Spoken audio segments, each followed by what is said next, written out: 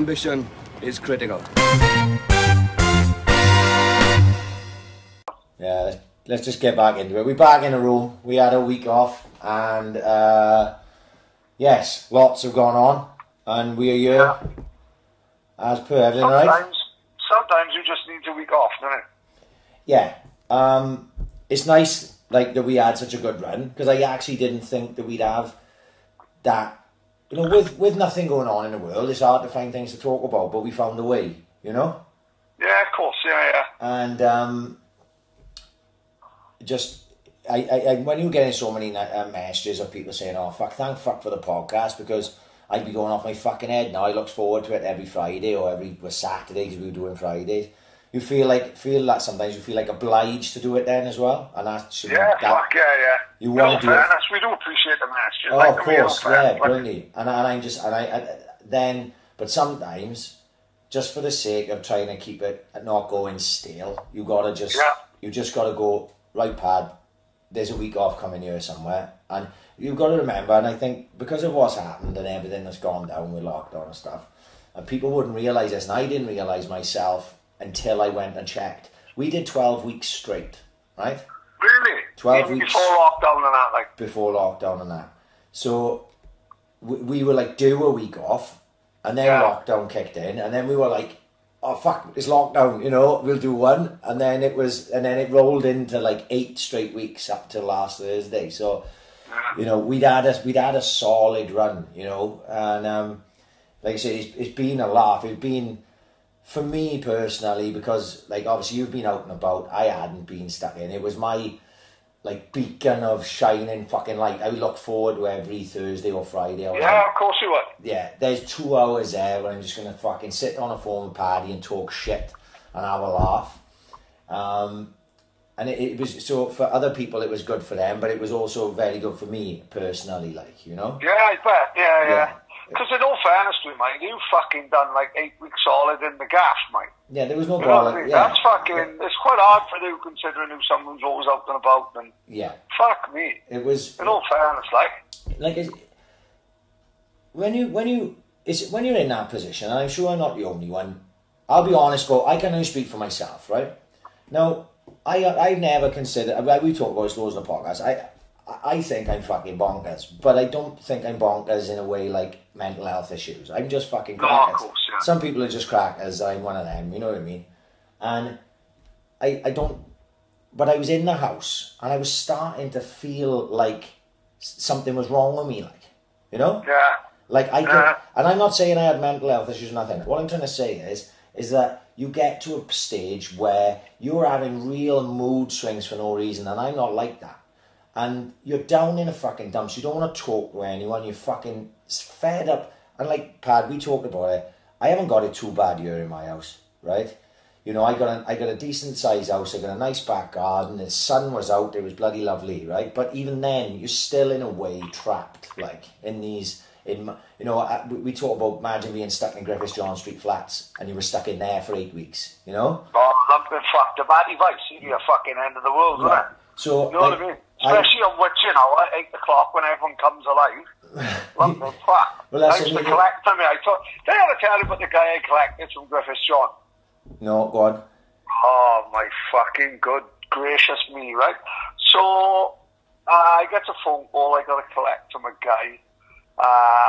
Tell a lie. I got to collect from someone called, so I think it was like, sort of say Rachel, for example. Oh, fuck. So I phones Rachel up, and Rachel says, hello? I said, can I speak to Rachel, please? Speaking. And I went, oh, listen, mate, you know, fucking hell, it's fucking half state tonight, I haven't the time for this. Can you stick Rachel on, please? Speaking. So I went, oh, fuck, it's got to be one of them, is it? I said, oh, look, it's my party, like, I'll be with you in about 10 minutes. Is that like, can you buzz me up, let me in? So buzzed me up, went up 7th floor. Bear in mind, there's fucking Libyans, there's Syrians. It's like Back to the Future car park when they running from the Libyans. There's people selling crack, there's people selling smack. The lift isn't working, so I'm going up. Have you ever seen the film Dread? When they got to get upstairs. Out the block of flats. So I'm like, I'm walking through him. Gets to this Rachel's house. Rachel answers the door. It's 6'3", hulking muscle of a man with a fucking cock hanging down the bottom, but literally with a woman's hair. And the only way I can describe it, an uglier woman, is Gremlins 2. When one of the gremlins got lipstick and all that on a big lip. Yeah. There's something strangely attractive about that gremlin. That's what that geezer looked like. Right. He's wearing a little petticoat. His balls are hanging down like a pair of space hoppers. Mate, fucking scary. But he turned out to be alright, as it happens, like, you know what I mean? And we became good for I wouldn't say good friends, but we became acquaintances, like, you know what I mean? Yeah. And like you said, you could be living in that fucking place. No, that is crack. I know. So, like, I was, you know, I stuck to it, you know, even though I think people know my opinions on it all. And I thought, well, I'm not going to be to blame for nothing. If, you know, I don't want to, you know, imagine you said things like, oh, I think it's all overblown and that, and then you got it and died. You look right fucking yeah, you'd look right prick. So I stuck to everything, but like especially the last, I would say 2 to 3 weeks, it's been getting to me, like, you know. And like the podcast always helped, talking to the boys always helped, but I knew I got to get back to work. I got to get back to work. I got to get out there. I got to be doing something. Do you know, genuinely, I felt like and this may sound mental to people, right? But maybe it's just some people are built somewhere and somewhere else. I just felt like inadequate. Like my missus is out working, right? Yeah, I can picture that, yeah. Right, she's fucking out there doing extra shifts, right? My missus, obviously, she's a care worker, care for the elderly and all that. She's out fucking working her fucking ass off, and I'm stuck in the house, like feeling like I can't contribute, even though I contributed for the last 15 years we've lived in this fucking house, you know, in a major way, but you still feel for this little period like I've letting the side down, like, right? Yeah, of course, yeah. So you get all like fucked up about it starts to bother you. So anyway, week before last, I started looking for jobs. So we done a podcast that week. I started really looking for jobs, and there's only so many jobs a man of my idiocy can get, like, you know. They're not taking on accountants as, you know, taxi drivers as accountants, like, you know what I mean. There's only certain things you can do, right? And so basically, I was more than willing to admit that we are bottom of the pile. I don't mind admitting. You know what I mean? We are the worker bees. You know what I mean? We are the ants that do all the lifting and carrying. That's fine. You got to know. Have you ever seen the Mickey Flanagan bit? No. Where he said he's in school and his mate in school, so he has a meeting with a careers advisor, and his mate Gary Hutton says, "What do you want to do when you're older, Gary?" "I want to drive a van, sir." And the careers fucking advisor laughs at him. And everyone in the class laughs at him. And the careers advisor says, "You fucking dreamer, Hutton. You'll never drive a van. We're the people who carry the stuff to the van." That's what me and you are, right. We're the carriers, do we? Well, it's funny you say that, considering what's happened over the last week or so. But actually, me and you must be above the carriers part, because we've both driven the vans. So, anyway, I was looking at delivery driver jobs, all that type of thing. I was putting the feelers out with boys I knew that were still working and stuff. And just by, you know, like you say sliding doors, right? We've said it enough times. Yeah.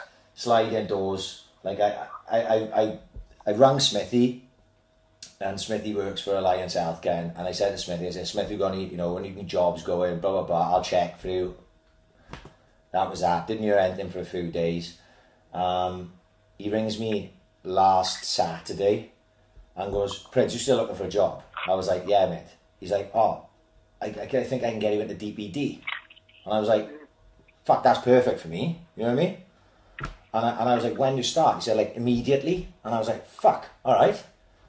And hang on, I got to do a keep salad. Yeah, and it was literally came as quick as that. One of the other ex-Roxford boys, Corey Shepherd, his stepfather got a franchise in DPD. He was looking for drivers, and Smithy told Corey. Smithy gave me Corey's number. We went like this. Next thing, Corey gives me a stepfather's number, and I'm going up the house for a meeting on Monday, and I started work fucking Tuesday. So it was like it was as easy as that. If you're willing to grasp, there's something out there for this. There's always something, and you know, for me, I never asked about money and nothing like that. I just literally goes, what, there's a job? Oh yeah, tidy. I'll have that. Didn't even ask.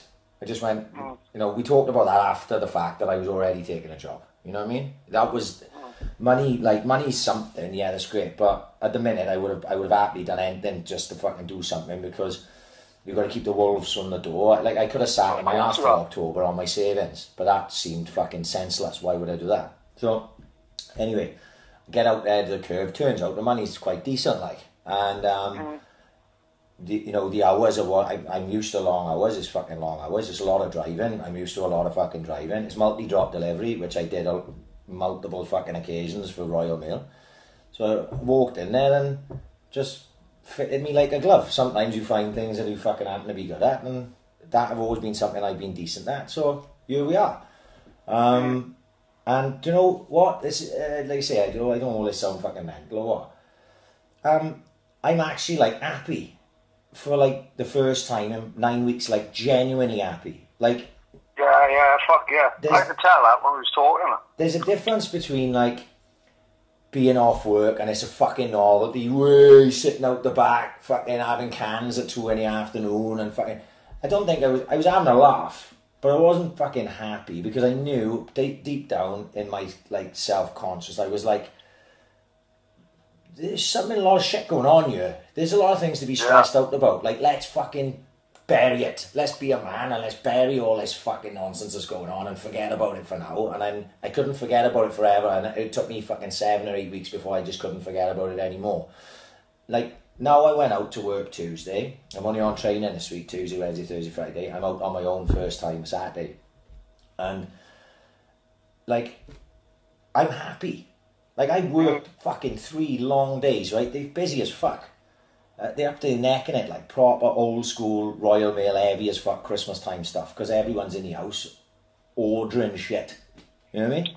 Oh, fuck, yeah. Donna's fucking gone. Donna's ordered a paddle and pool and a pair of hugs. It's fucking boiling. Yeah. Not this fucking time of the year. She got hugs up to her fucking knees. Mate, it's she Amazon. looks like a fucking Wookiee. It's Amazon pack. It's up the asshole, like, you know? It's fucking chaos. So, look, I just went in there, straight in, and just went, I can do this job. This is bread and butter to me, and that's it. You know, one of the other boys started the day before me. He's having 2 weeks training. I'm only having 4 days. Yeah. So, and they let me go up my own. So, fucking great. I'm happy. Like, I'm coming in late a day, and it's so busy. Pat, you know what it's like. Who gets busy at work with you? You don't see the time going. You just fucking at it. But the difference is, like, you were on a walk, and you were out there delivering.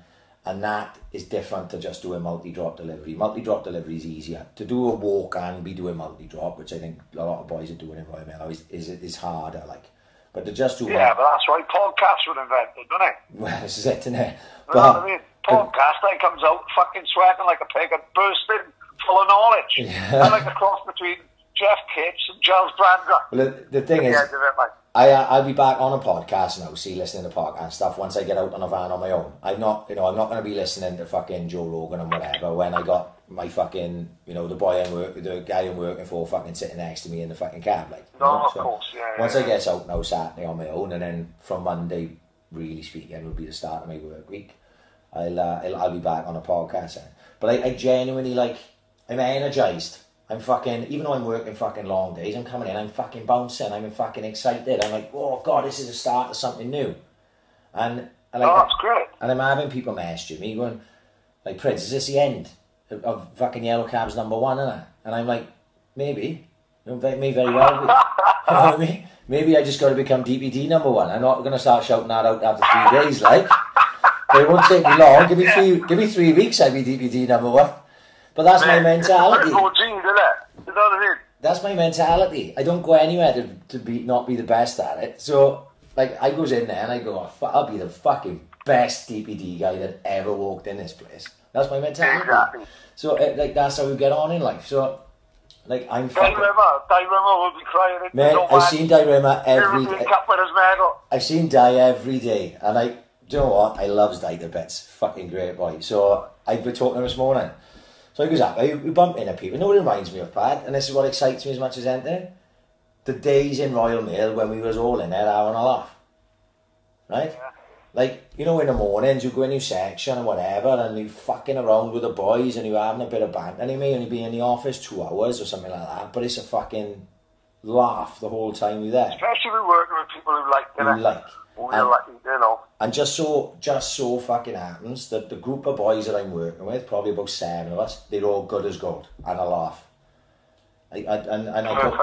Perfect. You know what I mean? I'm not saying that just for the sake of it. I mean I genuinely like.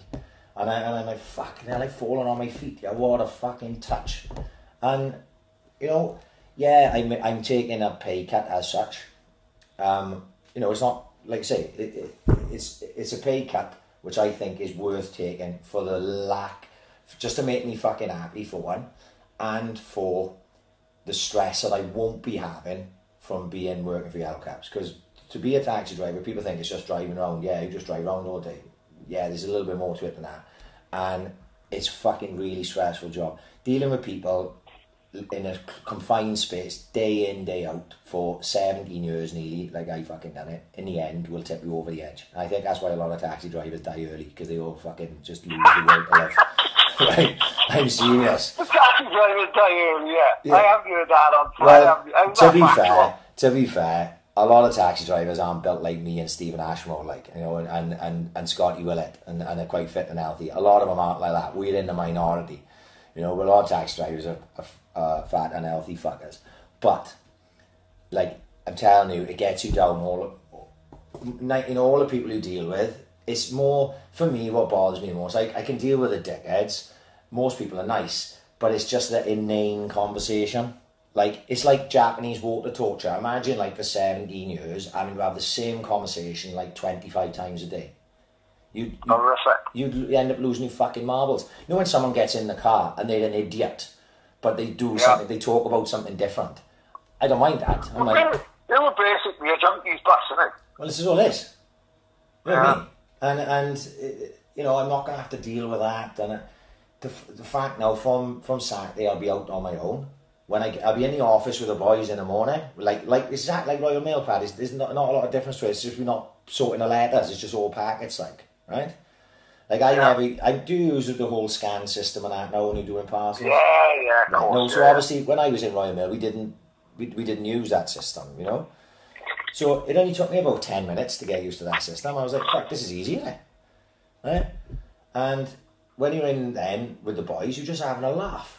You know, you chatting to fucking people, and then you load your van up and you fuck off out. So when I'm out on my own then, it's great. I don't have to deal with anyone other than the people I'm dropping parcels to, and it's all a quick, yeah, right, blah, blah, blah, and you're away. Fantastic. It works out perfect for me. It's wonderful. I enjoy my own company, you know?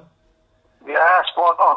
So, well, look what I got. In my crew, I got JK, I got Johnny Keaty, Sean Chappell, two Swansea City legends, Martin O'Grady, one of Town Hall's finest, and fucking Cobley. Life don't get much better than that, does it? I'll take that gang as my bearers. When I die, I'll take that gang all day long. What a fucking team of people. But that's what I mean, you know, if you meet like-minded people, I didn't know any of these boys before 3 days ago. And I knew from day 2, because I didn't meet a lot of them on the first day, but I knew from yesterday I met all the boys, and I knew straight away, I was like, this is going to be fine here. I'm going to get on all right here with all these boys. Well, you know Chrissy Keefe plays for Roxburgh? Oh, yeah. Sam Keefe's brother. Chris Keefe is working with me. So, right, thank God. So, like, me and Chris know each other anyway. And that's it, we're fucking getting on like fucking house on fire. So, like I said, I couldn't be happy. I'd say it was quite sad. I had to shut down the kick-up challenge. Heartbreaking. Yeah, but all good things come to an end, don't they? They do. It was an emotional day, wasn't it? It was fucking brilliant that Sunday. Oh, they got to be off. Was it Sunday or Monday? Sunday. Monday. No, Monday. Sorry, Monday. It was fucking brilliant, mate. Honestly, seeing all the people fucking who jumped in. Joe Yates, I'm glad he gave him a little easy 5 just to crack on at the end. It was Joe's idea. Joe messaged me on a Saturday because I'd already said it was going to be the last one the next day. And Joe messaged me, he goes, do us a favour, mate, will you just make it 5 kick-ups tomorrow so I can have a go? I said, Joe, that's what we do then, we'll just do 5 kick-ups. And I had the idea then going, well, fuck it, if it's going to be the last day, try and get as many people involved as well and make a novel of it. Like, so my missus got involved, my cousin Michelle had a go, and everyone was getting their birds to have a go.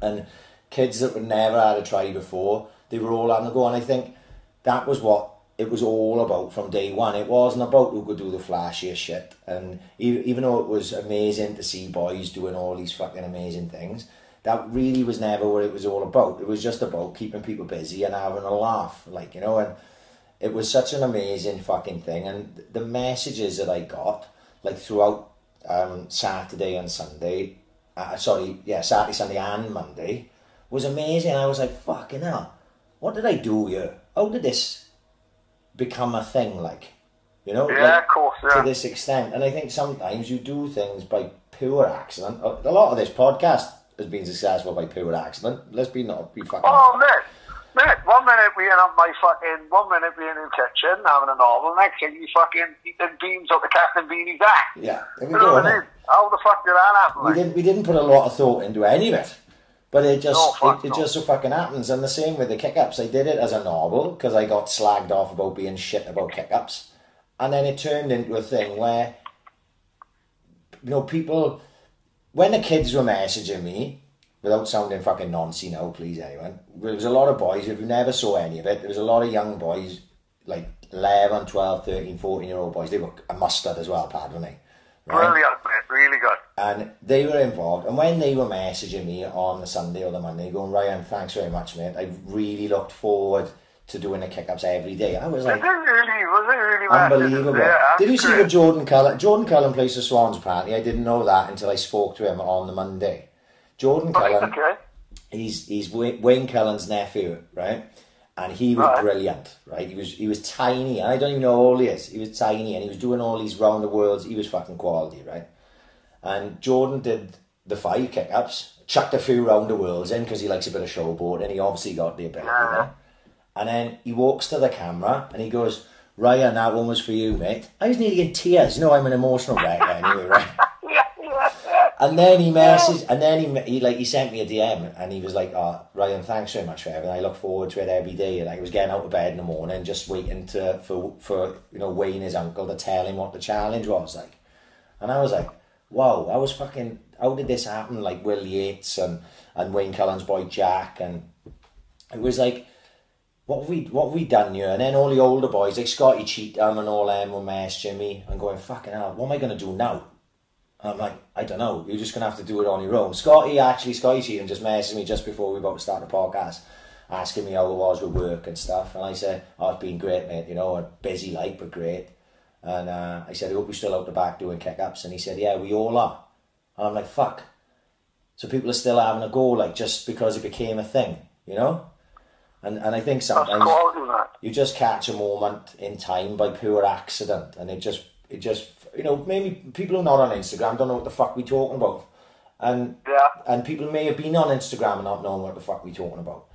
But for all the people that were involved and for the people that watched, and I know there was a lot of people I didn't even know were watching, messaged me to say, "Ryan, we've been looking forward to that every day because we wanted to see you flip your lid, or we wanted to see how good he was or Will was or whatever, you know."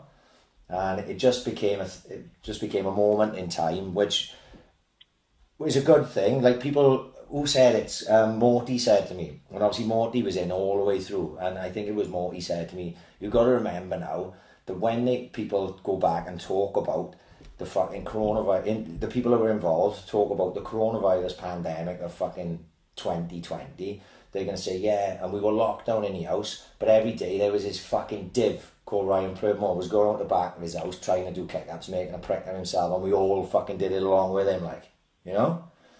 Quality. And it just becomes something like that, and I was like, fuck yeah, I hadn't really thought about it that way. But if it could have helped in any way, for anyone, because I know, like I say, along with the podcast, that kick-up, it motivated me to do something every day, like, you know? And even though it did my head in, some days you'd be there a fucking couple of hours, like, would you? Yeah. Oh, mate, genuinely, the Sunday, which I failed to do Jack Cullen's, and bear in mind, Jack Cullen's about 13, right? And I failed to do the challenge he set. And I really, really, really, really, really tried my hardest. I gave it everything I got. I was out there at least 3 hours. Like, not 3 hours straight. I mean over the course of the day. And about 5 o'clock at night, I decided to throw the fucking towel in. I went out there at 10 in the morning and all throughout that day. But that was the day that I learned to do around the world for the first time. Yeah. So it wasn't a fucking loss, a complete loss, as regards to... I just couldn't do the other trick he wanted to do on top of the around the world because it was quite advanced, you know, for me. But that day still had like a special memory for me because I'd always wanted to learn how to do that trick, never done it. And then at 40 years of age, you learn how to do something you've never been able to do before in your life. And then now I could do it. If I walk out the back now, I can just do it. You know, so like I say, it was brilliant. It was brilliant fun, and I'm glad that it helped a few people out. That's all, you know. And it's a shame it had to go, but you know, I got to be honest, I got the fucking time now to even consider going out the back and doing 2 kick-ups. I think it's perfect timing now, and like everything seems to be getting slightly back to a bit of normality now, doesn't it? That's positive. You know what I mean? I don't really want to go on about coronavirus, but to see things starting to reopen, and like I seen Gilly put up the Bistro Pierre is going to start doing takeaways and things of this nature. I go, this is the wheels, the cogs starting to spin again. You know what I mean? And start to get the world back working. So you know, I think it's hopefully people can take a lot of positives out of this. I know what I'm saying to myself now. People keep asking me, are you going back to yellow cabs? And I go to myself, if I go back to yellow cabs and work the hours I'm going to be working with DPD, I'll 100% earn more money. But I'll 100% not be as happy. Yeah. So how much is my happiness worth is what I'm going to have to weigh up in future as time goes on. Am I going to be happier just working in DPD and have a bit of, just happiness? Or am I going to go back to caning the money and caning the hours and being stressed out all the time? You know, how much is your happiness worth is the question. At this moment in time, I'm just like, DPD is where I'm going to be, you know? Yeah, of course, yeah. So, makes sense. Can't slide indoors again. Who knows where I'm going to be in a year's time? I think at the moment you just take every day as it comes, and you just try and roll with the punches, like. You know? Yeah, fuck yeah. So that's that. It's been, you know, at one point I was considering an OnlyFans. You know, I don't really know what OnlyFans is. I'm thinking, is there a market out there for a very tanned, blonde 40-year-old? You know what I mean? Doing keep-ups, like. Doing keep-ups. I honestly think Morty would pay £11 a month to watch you doing keep-ups, man. Yeah. You got the money, mate. You got a car, you garden. You know, you post 2 foot in. I think Morty would pay 11 quid.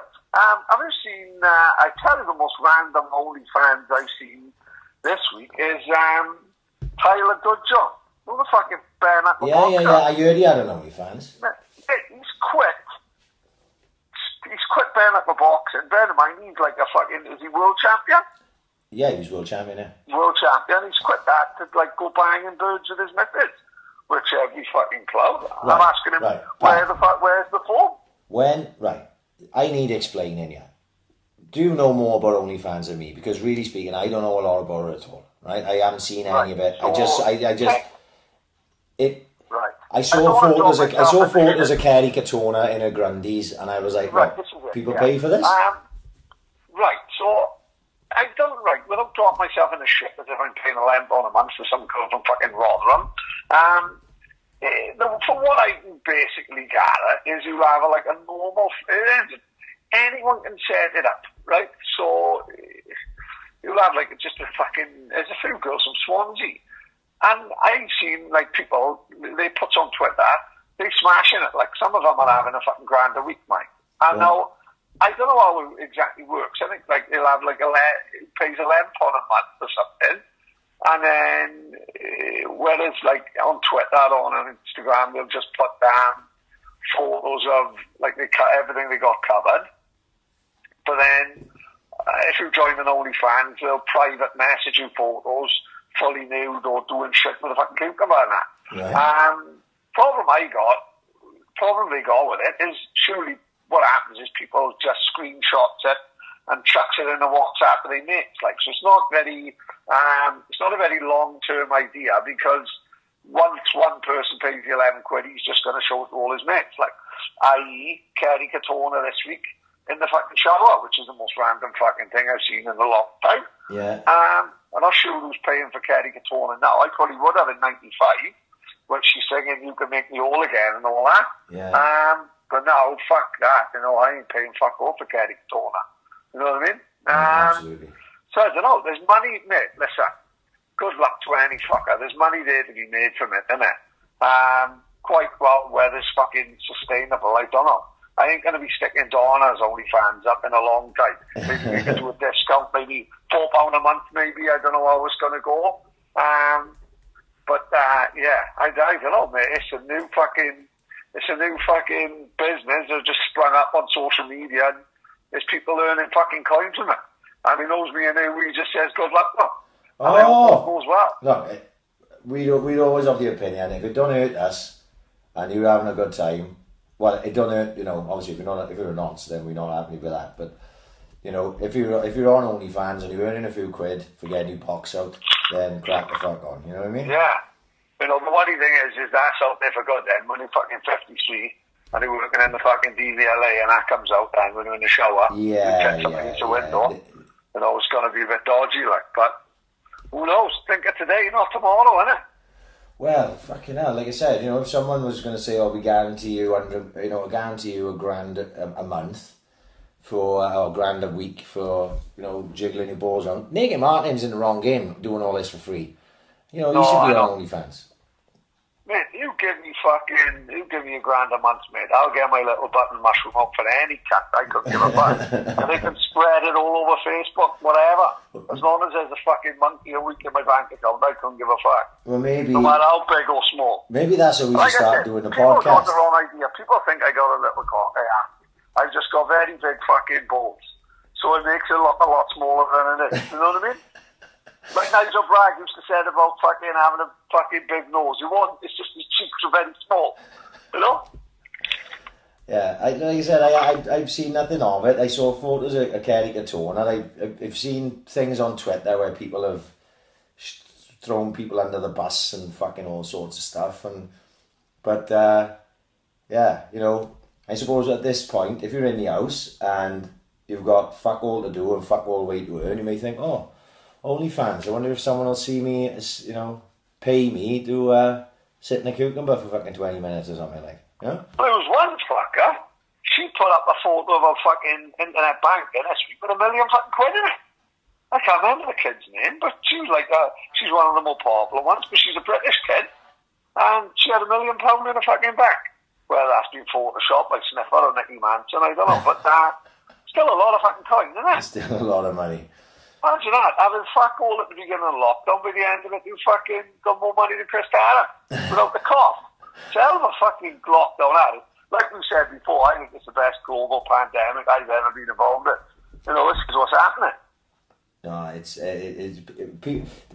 you know, in that makes you think back to that video, you know, the one where keep positive, and you know, we'll look back on this and we look back, and I was like a positive look. We went around Twitter, it was about 2.5 minutes long, and one of them said, all the entrepreneurs who come up with new ideas because they've had time to sit around and come up with them, type of thing. It's I'm not making a very good job of that, but that's what the entrepreneurs come up with. They come up with OnlyFans accounts. You know? Only fucking fans. Yeah, well, fucking hell. Since we've been fucking working from home, me and Donna pretended to be having a workplace affair. I nearly slipped one in over the kitchen table last night. Honest to God, thank fuck Kelly got a lock on a bedroom. Genuine. Honestly, I think she's pretending I was fucking Darren from work, Darren from accounts. Genuine. She made me fucking draw ginger moustache on and everything. It's just fucking great for me. It's playing. I'm fucking loving it. Role playing. I've always been a good role player. I had a C in drama and I had A in the acting bit, but I had a C in the writing bit. So I'm full of it. I am. I think I'm back in Blood Brothers in fucking 94. Well, yeah. So that's all of the positive things, anyway. You know what I mean? It's been a little positive sort of last week and weekend and this week for me, even though it's been very fucking busy. Oh shit! I bought a car. How do you like? How do you like the wheels, Pat? No, it's like something Del Boy and Rodney are bought in fucking or across an Arthur Daly. I can see me and you driving around, no fucking debt collecting like Arthur Daly. Like the old Dave Courtney documentary, Bermondsey Boy, when he's driving around fucking knocking doors in Millwall and all that. I could see us doing it. So what happened was, obviously, when I went on, and I had the taxi on my own, I sold my van because I used to share, then I had to have the taxi on my own. It was worthless me leaving a van outside the rot. Obviously, I loved that fucking van. I had it like 5 years, 6 years maybe. But I had to sell it, I sold it. And I was just using a taxi for everything. But obviously, when I came off the taxis, I had to hand the taxi back in. So I haven't had a car, right? And I needed it, right? Because, you know, I can't go anywhere. But what happened then was, obviously, DPD is in Philindra. It's quite a fucking trek from my house. I was like, fuck, now what am I going to do? Cycling? You know? And I thought maybe I have to need a car. So I was looking at cars. Well, I looked at vans again. I was going to buy another transporter, like. But the money in a vans is ridiculous, right? And I just, no, I'm not doing that. So I started looking at estate cars, like, because obviously I like to have an estate for when we go camping and stuff. I know we don't do much fucking camping at the minute, but anyway. So I was looking at estates, and what I realised was old BMWs and Mercs and Audis, they go quite cheap, like, right? And I was like, could I drive around in a Merc estate? And I thought, I've always wanted a Merc. My BAMP always had Mercs. I always loved Mercs. I wonder if I can get one of them. Well, long story short, I did. I thought, fuck it. I thought, fuck it. Because I was feeling happy with myself. Fuck it, I got a new job. Obviously, all my savings, which I was about to piss up against the wall in bills over the next 8 months because I was going to be jobless. I didn't, did I? Yeah. Because I'm going to have a job. So I went, fuck it. No, I'm going to spend a bit of that money buying myself a fucking nice car. So I bought myself a Merc. Now, don't get me wrong, people. This isn't no fucking 2019 fucking Merc, right? Well, about fuck no. Oh, no. Soundtrack of the business playing in the background. No, driving. This is literally, well, this is a 2005 C-Class estate. It is amazing, Pat. Honest to God, it makes me smile when I get in it. It honest to God, must have cost 30 grand plus when it come off a forecourt. It's got everything in it. It's like ahead of its time. But it's not ahead of this time. Do you know what I mean? That's what's amazing about it. It's got Bluetooth, but the Bluetooth in it is shite.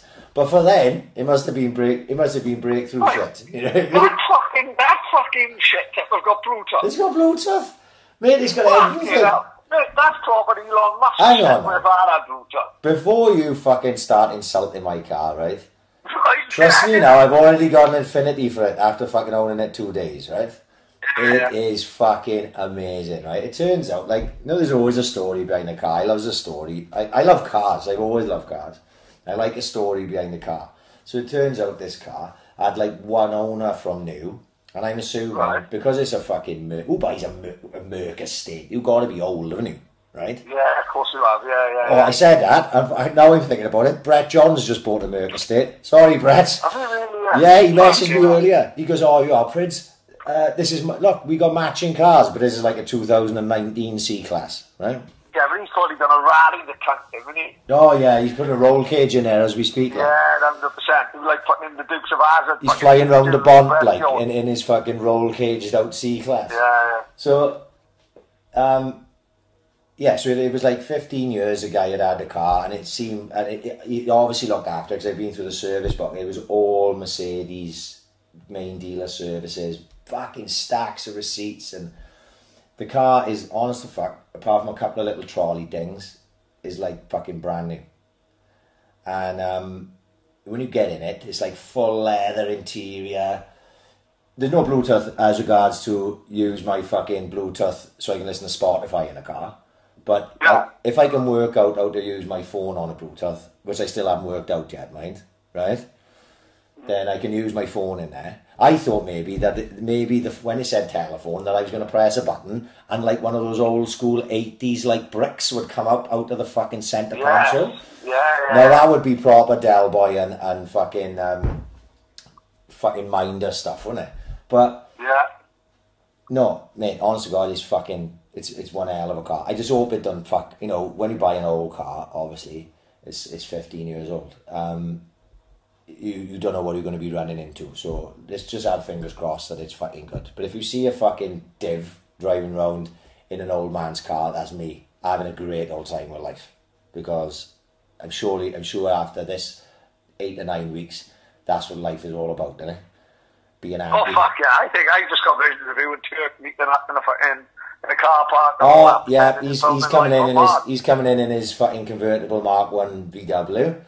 Yeah, and, like the Yeti from the firm. Yeah, and I'm coming in my Merc, and Denty's going to turn up on his Vespa, and we're all going to be happy and just be nerds about stuff that we bought that no one else finds cool, like. But there we are. In like I say, in life, I've always loved cars, and I've owned cars that I always wanted to own. Now, I can't say to you honestly that I ever wanted a Mercedes C-Class 220 diesel, but I always wanted a Merc. I did have visions of having a Merc SL 500, but we may have to wait till the podcast kicks off a little bit more before I get one of them, you know? Oh yeah, I don't think you like Dizzy Rascal driving around in a fucking souped up CLK. But listen, a Mercedes is a Mercedes, isn't it? Like that, you know? Yeah. Like our song says, "Oh Lord, won't you buy me a Mercedes Benz?" You know what I mean? Yeah. So I've got mine. You've got a Merc. How are you not winning in life if you've got a Merc? If you've got exactly, Pat. You know what I mean? Surely, if you've got a Merc, something in your life has gone right for once. You know? Like I said to Bushby, I'm having steak and eggs on a fucking Sunday morning. Tell me I'm not fucking winning. I think you have pretty much reinvigorated steak and eggs in the UK because people are having steak and eggs now. Steak and eggs on a Sunday morning. It started in Vegas. It've always got me back there. Me, Stephen Robinson and Morgans went to Vegas with the Commercial in Brunavin. Now the Commercial pub. Yeah. So there's 52, middle-aged people, and we're the only 20-year-olds here. Now, Morgie's old man is getting up at 6, old school. He's going, doing trips, Grand Canyon, fucking, Crocker, Vegas trip, doing all trips. He's trying to talk us into the Grand Canyon. We're up all night. We've just fucking dropped off our dealer, and he's dropped us the Spearmint Rhino. And as we were walking in, everyone from the Commercial is going on their day trip, and they all like, come on. But as you walk in the casino, it blows oxygen in to wake you up, because in fact, then all of a sudden you walk in the casino and you've done fucking 500 quid on blackjack. Yeah. But then I'll always forget, we'd always meet up for steak and eggs in the morning. But they are having their steak and eggs and going and see the Grand Canyon, and we're having steak and eggs, and we grabbing fucking cards from the phone boxes, calling fucking Babalu from 3 streets up to come over and do a lap dance in the room. You know what I mean? Yeah. So that was the difference between us and Morgan's old man and that. But that always reminds me of steak and eggs. And if you're going to have steak and eggs on a Sunday morning, I think that's winning in life, innit? Granted, I haven't got a fucking 40-year-old prostitute from Chicago coming in the kitchen, but, time's got to change, innit?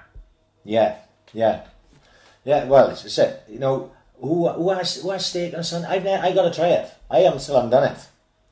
Oh, scrambled eggs. And none of this fucking scrambled eggs. It takes fucking ages, like Denty says.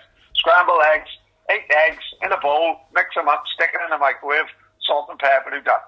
We ain't Gordon Ramsay cooking our fucking scrambled eggs in a pan. It's going to take half hour. Yeah. Fuck that. And granted, I'll probably fuck it up. Stick them in the microwave, stick your steak in, we done. Happy days. Done. I'm having a fucking kip. It's 10 o'clock in the morning, you fat prick. Don't worry about it. Wake me up at 2. Wake me up when Highway to Heaven comes on. I was talking about it today. Do you remember in Mexico, because they had 2 restaurants in our hotel, didn't they? And unbelievable. One was like the greatest days of my life, right, was when you walked in with a fucking... With the tuna? Maybe with a fucking 40-pound tuna. It was like the guy on... it was like the guy in the beach. Have you ever seen the beach when the captain comes with fucking loads of fish, and then the guy cooking goes, "Fish, get me soap. My hands constantly smell of fish." Have we ever told that story? Have we ever told that story on a podcast? We can't now, because we just talked about it now. Right. One of the greatest sights I've ever seen in my entire life is Ryan walking through an hotel. Bear in mind, they had entertainment in the afternoon, so they got like a limbo competition. Cobley's beating a guy from Illinois. Cobley's one of them boys who can do anything, isn't he? You had a fucking game of tennis called me fucking like Pat Cash. Game of fucking ping pong. He's like Forrest Gump. They pulls out like fucking limbo dancing ball. Cobley wins the competition, didn't he? And I'll never forget the crowd opened up. So we all got a disco in the day, and we all fucking drinking tequila through the eye and all that, doing Irish tequilas with them boys from Chicago. And they made a big deal of it. They was fucking spewing their fucking ring up on the beach one night because they're not used to bed here. British people are like professional drinkers at 14, and we were all drinking Mad Dog at 12. Yeah. You know what I mean? Like in America, they're quite sheltered, aren't they? Fucking, like I told you last week, my mum was smoking at 5, smoking properly at 7. You know what I mean? 7, he's fucking smoking 10 a day. This is the way British people are fucking brought up, isn't it? And I'll never get it. It was a big pool party, and the crowd opened like fucking Moses in the Red Sea. And he was walking, carrying this 30-pound fucking tuna in his arms like a fucking newborn baby. And everyone just parted, and everyone just started clapping it. Well, it was like he was going to feed the whole hotel. Everyone just started clapping. Because he was like, what the fuck is going on? Yeah, where did the fuck this guy fucking hot tuna come from? Well, and then when everyone started clapping it, when everyone started bowing, it was fucking brilliant. Well, what happened was, a full story, obviously, that's the end of it. We're going to do this like memento now. We're going to work backwards. Yeah. We were in Mexico, and we'd done a couple of, like, we'd gone out on a kayaks through the fucking lagoons and stuff, and we'd done like the jet skis we'd been on and all this, and we'd done a few things. And Colin Green's famous words, wasn't it? Colin Green's famous words when he walked in. Bear in mind, I'm getting up every day, drinking a bottle of Jack Daniels, fucking pissing myself, shitting on myself, spewing in a shoe.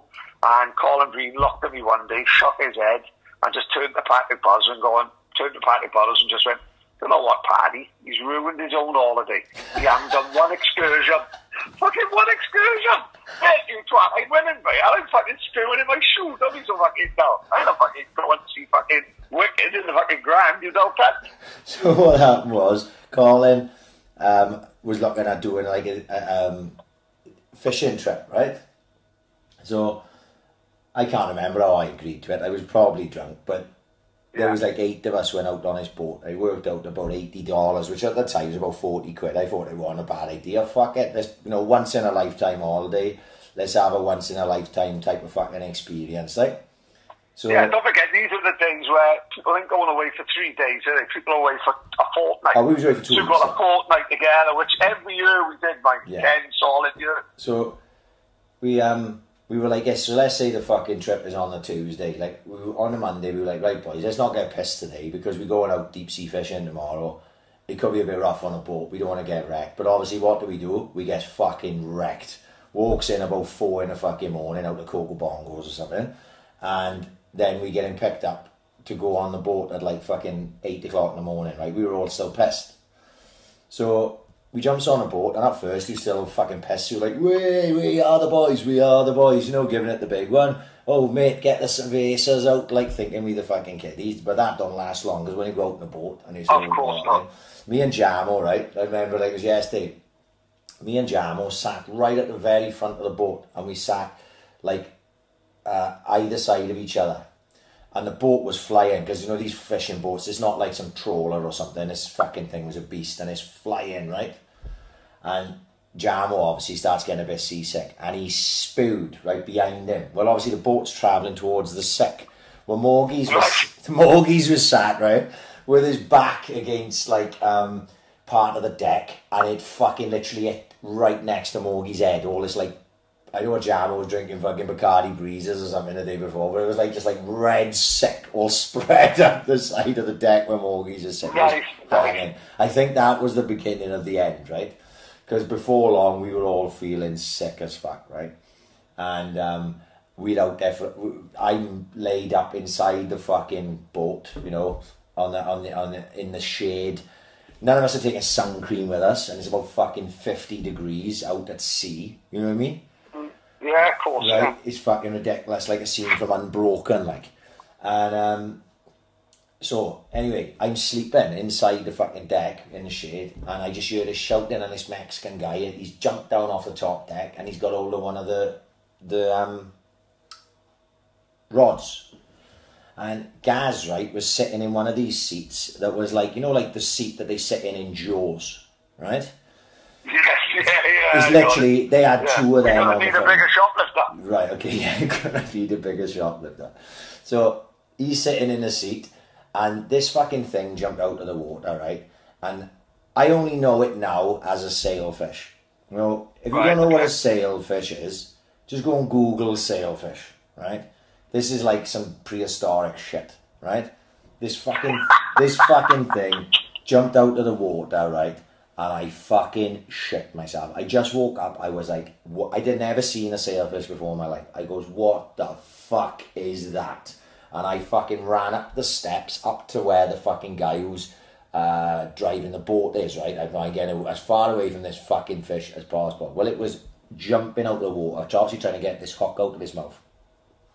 What I know after is deep sea fishing isn't like normal fishing. You know, to catch what Gaz caught that day, right, is like proper fishermen would cut off their right arm to do it, right? And we did it. My old man and that, like, yeah, we did it fucking leathered. Well, not we. Gaz reeled this fish in. Took about 40 minutes, right? I remember the fucking fish coming up alongside the boat. They worked out it was about 7 foot long. Just to give you an idea of how big this fucking fish was, right? He come alongside the boat, and I was on the top deck looking down going, fucking hell, what is Gaz doing? You know, what has he caught? The boys had to get out of the way, right? They were all up on the top deck with me, or up round the side away. And these two Mexicans have hauled in onto the boat, right? So this thing is about the size of the width of the fucking boat, nose to tail, because it's got like a big sword, like, nose on it, right? Yeah, cool, man. It's a proper pterodactyl looking fucker. Like, you know what I mean? You don't want to be locked in a room with one of them water or not. It was flipping and flopping and bouncing on the boat. These two Mexicans are like wrestling with it like fucking Steve Irwin, like. And I remember one of them turning around to Gaz and going, you want to keep? And Gaz was going, what? Imagine us walking in with a sailfish. Fucking hell. Oh, Gaz wanted to put it above the bar to prevent it, He's going to get it stuffed and all that. The thing was, what they do apparently, you catch a fish like that, because it's a once in a lifetime thing, you catch a fish like that for $1,500 at the time, so let's say 750 quid, because it was half the currency. They will kill that fish, they'll send it to a taxidermist, they will fucking frame it and all this nonsense, and they will, they'll transport it to the fucking UK so you can put it up above your mantelpiece if that's the way you are. Imagine getting that through customs up. Well, Gaz wasn't going to put it in his suitcase, like, you know what I mean? This was good. We had loads of Mexican Charlie to bring back. How could you smuggle that if we'd have had fucking Joe you got to weigh this fucking case? You got to weigh up, the pros and cons of all of it, haven't you? Just come back with a trial instead. But anyway, so Gaz has gone. They said $1,500. Blah, blah. They were explaining it to us as they wrestled this fish. Gaz was like, "Fuck that! I don't have $1,500." So they took the hook out of his mouth. They picked the fucking thing up and they threw it back in. Right? Ridiculous. Like imagine that fucking sailfish going back to his mates, and like all his mates are like, "Fucking, where have you been today?" And he's gonna go like, "I'm not gonna believe this." Some fucking fat shoplifter from Swansea with one arm just fucking dragged me onto a boat. And he nearly took me over and fucking put me above a pub in fucking Devati. So, what happened then was, like, we were all a bit awake and feel a bit better and that. And I went and there was two of these seats, like these Jaws seats, like the way I would describe them. The Jaws seat just tickled me. Right. It's like the fucking HMS Indian Atlas story, isn't it? So, oh, fuck. So, I sit in a Jaws seat now, and I'm sitting there, and I just got my feet up on the fucking side, and I'm chilling out, like, trying to get my head together, because obviously we'd been fucking wrecked, and I just trying to get my head around what I just fucking witnessed for the last hour, like, with this fucking sailfish, like this prehistoric fucking beast of a fish, right? And I'm sitting there, next thing this Mexican guy jumps down again, but he's not moving as quick and not with as much urgency, but I can see that the reel's going. So he comes straight over to me and he just plonks the reel down in front of me in that little crook thing that the Jaws seat have got. And he goes, just reel. So I could sense, I'd never fished before in my life, mind, at this point. You bear in mind, I'd never picked up a fishing rod at this point. It was just plonked in my hand and he was going, turn that to there. So I just kept turning the reel in, I fished afterwards. Obviously, I know a little bit more about fishing now, but I never fished at that point. And I reel in after literally a couple of minutes, because I reel in this tuna. It was about 25, 30 pound tuna, which is no fucking joke either, by the way. When you picked it up, how was it like? Mate, fucking good lord, of course not. Right. So I pulled it up on a boat, and straight, he's boarded it. And straight away, he pulled out this fucking dagger out of his fucking belt and just gone, "Yeesh," and fucking knifed it. He's kicked back like a board on the floor of the boat, and he's dropped it down. And I had a look, and it was like ice down there. So obviously, when they catch fish, they put them down and keep it fresh, innit? Right? Yeah, of course. Yeah, well done, Batman. No, I'm just explaining to we got a dull cunts mind that listeners. Right, that's fair enough. Not everyone's as smart as us, Pat. You know, a couple of go-getters. Oh, of course, yeah. So,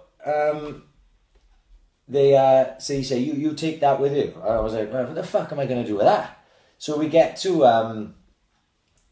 back to the marina, and he puts it in like a clear plastic bag, and he just hands it to me. And I remember, I still got the photo here. Someone took a photo of me, and I've got an aquascutum hat on, aquascutum cap, right? Like proper aquascutum. Which is back in fashion now. Which is back in fashion. I wish I still had that cap, but I had that cap before. Let's be honest, that was 2003, and I had that cap a good year before that. So we were setting standards back in the day. So I've got no t-shirt on. I got a pair of like fucking swim shorts and an aquascutum cap and this fucking tuna that I can barely pick up. And we had to get a bus back to the hotel, and then that's when I walked in, and all that was going on, and everyone was just like, where the fuck has that massive fish come from, mate? Yeah. Is it just going in? You won't believe what just happened. And if you remember that restaurant that was on the left, the one that we was always in, that's how we started this fucking story. That restaurant was fucking awesome, wasn't it? Mate, I was having steak and mashed potato for dinner every day. Mate, first ever time I had fillet steak, mate. And then when they tells you in, you know, it's all inclusive, like, you can have this whole fucking day. Mate, I was having a fillet steak sandwich. You know what I mean? Not like no one all inclusives in fucking Turkey and that. You're having burgers and ice cream in a day. I'm having fucking chocolate souffle and fillet steak sandwiches. It was incredible. And slice cooked fries for breakfast. It was incredible. You know what I mean? Oh my God! Incredible. I'd never had steak. I never even heard of steak sauce, and they had steak sauce. I was like, what? I remember sitting with Fudger, and Fudger going, "Prid, do you want to get some steak sauce on that steak?" And I was having steak and mashed potato for dinner every day. It was mashed potato with a steak. This is this is a brave new world. These were the days no one went to Mexico at this time today. No one went to Mexico, and we're fucking old school. Malia, Magaluf, Loretta Mar, the biggest shit. I think Loretta Mar might be the year before, though. Or Cabos was the year before. Another cracking place. Absolutely amazing trip. But we go on an holiday every year for 14 days, mate. Yeah. And then I don't know who the fuck come up in Mexico. You know, we was going from 2 weeks for 350 quid to $1,000 for 2 weeks, which is a lot of money, fucking. Yeah. But that's what I know what I mean, £1,000. And I'll never get walking into that hotel because we don't know what the fuck to expect, do we? No. You know what I mean? And we walked into the hotel, and Jamie Green, he can be a miserable fucker when he wants to. So he's my guiding point, and he's my gauge. Yeah. Like, I'm looking at Jamie Green. If Jamie Green says something's good, then I know there's no fucking about. It's fucking brilliant. And we walked into the hotel, and I looked at him, and I think, if a shit, he's going to give me a dog's life for 2 weeks. And he walked up to me, pulled me to one side, he said, "Pat, they said that Jack Daniels, Smirnoff, every brand of fucking short you can think, they're not giving us the cheap shit, they're giving us the best." And he said, "Buy the best, you can go up there and ask for the fucking bottle, and it's all free." And we was like, fuck yeah, now. We was eating like Henry VIII, so we incredible. 5 meals a day. 5 meals a fucking day. Plus drinking 2 fucking bottles of tequila. Can you remember we had the tequila song? Yeah. Mate, I was drinking fucking tequila like normal people drink lemon Fanta on all day, right? Yeah. Fuck yeah. I remember he put that big marine to bed. Oh, mate. Go to sleep, you little Illinois twat. Innit? You know what I mean? Fucking 101 on a straight now, he's going to take my fucking head off. But if we drinking tequila out the fucking someone's flip-flop, I'll put him to fucking bed. He was sleeping by 9 in the morning, don't he, cunt? He was, You know what I mean? he was sprawled over the fucking sun lounger. He come over giving it the big one, I'll take him on. And then he was sprawled over the sun lounger fucking half hour later, fucking mangled. I'll never forget Cobley Spoon by the bar. It's a feat of nature which I've never seen before or since it. Cobley spooned into his hand in the bar, right? Because he spooned into his hand, it literally projectile vomited over his head. Right? It went over his fucking head, like in his hair and over his head onto Bambi's plate of fish and chips, right? It went behind his head. Cobley just wiped his fucking chops and just fucking snorted another fucking Irish tequila. Brilliant holiday, tremendous. I know we're all about Gaz, like Gaz. I think it was one of Gaz's first ever holidays, first boys holiday. He goes to Mexico, right? Gaz went scuba diving, right? Yeah, he did. Like literally scuba diving. It's fucking. Gaz said, "I'm doing every excursion there is to do." Gaz went scuba diving. They fucking went 18 miles into the fucking Atlantic Ocean. Gaz gets suited up and all that. Then he decides to tell fucking Hugo Sanchez he can't swim. Gaz went scuba diving, he can't swim. How the fuck can you go scuba diving? Mate, Gaz is 20 foot under the fucking water. Like Scuba Steve. The cunt can't do 10 lengths. Or the bars don't fucking St. Helens. Unbelievable. How we got home, I'll never fucking know. Crazy times, like. Oh, mate, it was fucking mad. It was fucking mad. Yeah, it was fucking wild. And like we said, no one went to Mexico then. It was literally full of fucking... Americans. Full of Americans. Yeah, full of Americans. Yeah. And it tickled us because they kept saying, we'll show you how Fanny. And Fanny over there is asshole, innit? You know what I mean? It fucking baffled us today. And Coco Bongos. Oh, Coco Bongos is mental. Mental. But don't forget, anyone who's been to Coco Bongos, every single person who goes to Mexico goes to Coco Bongos. It's a ritual, innit? And everyone says it's one of the best places they've ever fucking been. And it was. But we got to be the only people the bouncers have ever kicked out the Coco Bongos. Yeah. That Nelly song, come on, it's getting hot in the earth, so take off all your clothes. You were Cobley, I turned round. It was fucking on the dance hall with nothing on. Yeah. Now that works great, you know, that don't really go down well in whispers. Coco Bongos, fuck me, all the Mexican cartels kicking us out. They couldn't eject us quick enough. No, we was gone, mate. We was gone before the Nelly song even finished, I gotta be honest. Oh, we was having such a good time. What a prick. It was one of the best nights ever, and we was fucking kicked out there by 11:15. Oh, but what a fucking trip. Like, what a fucking trip.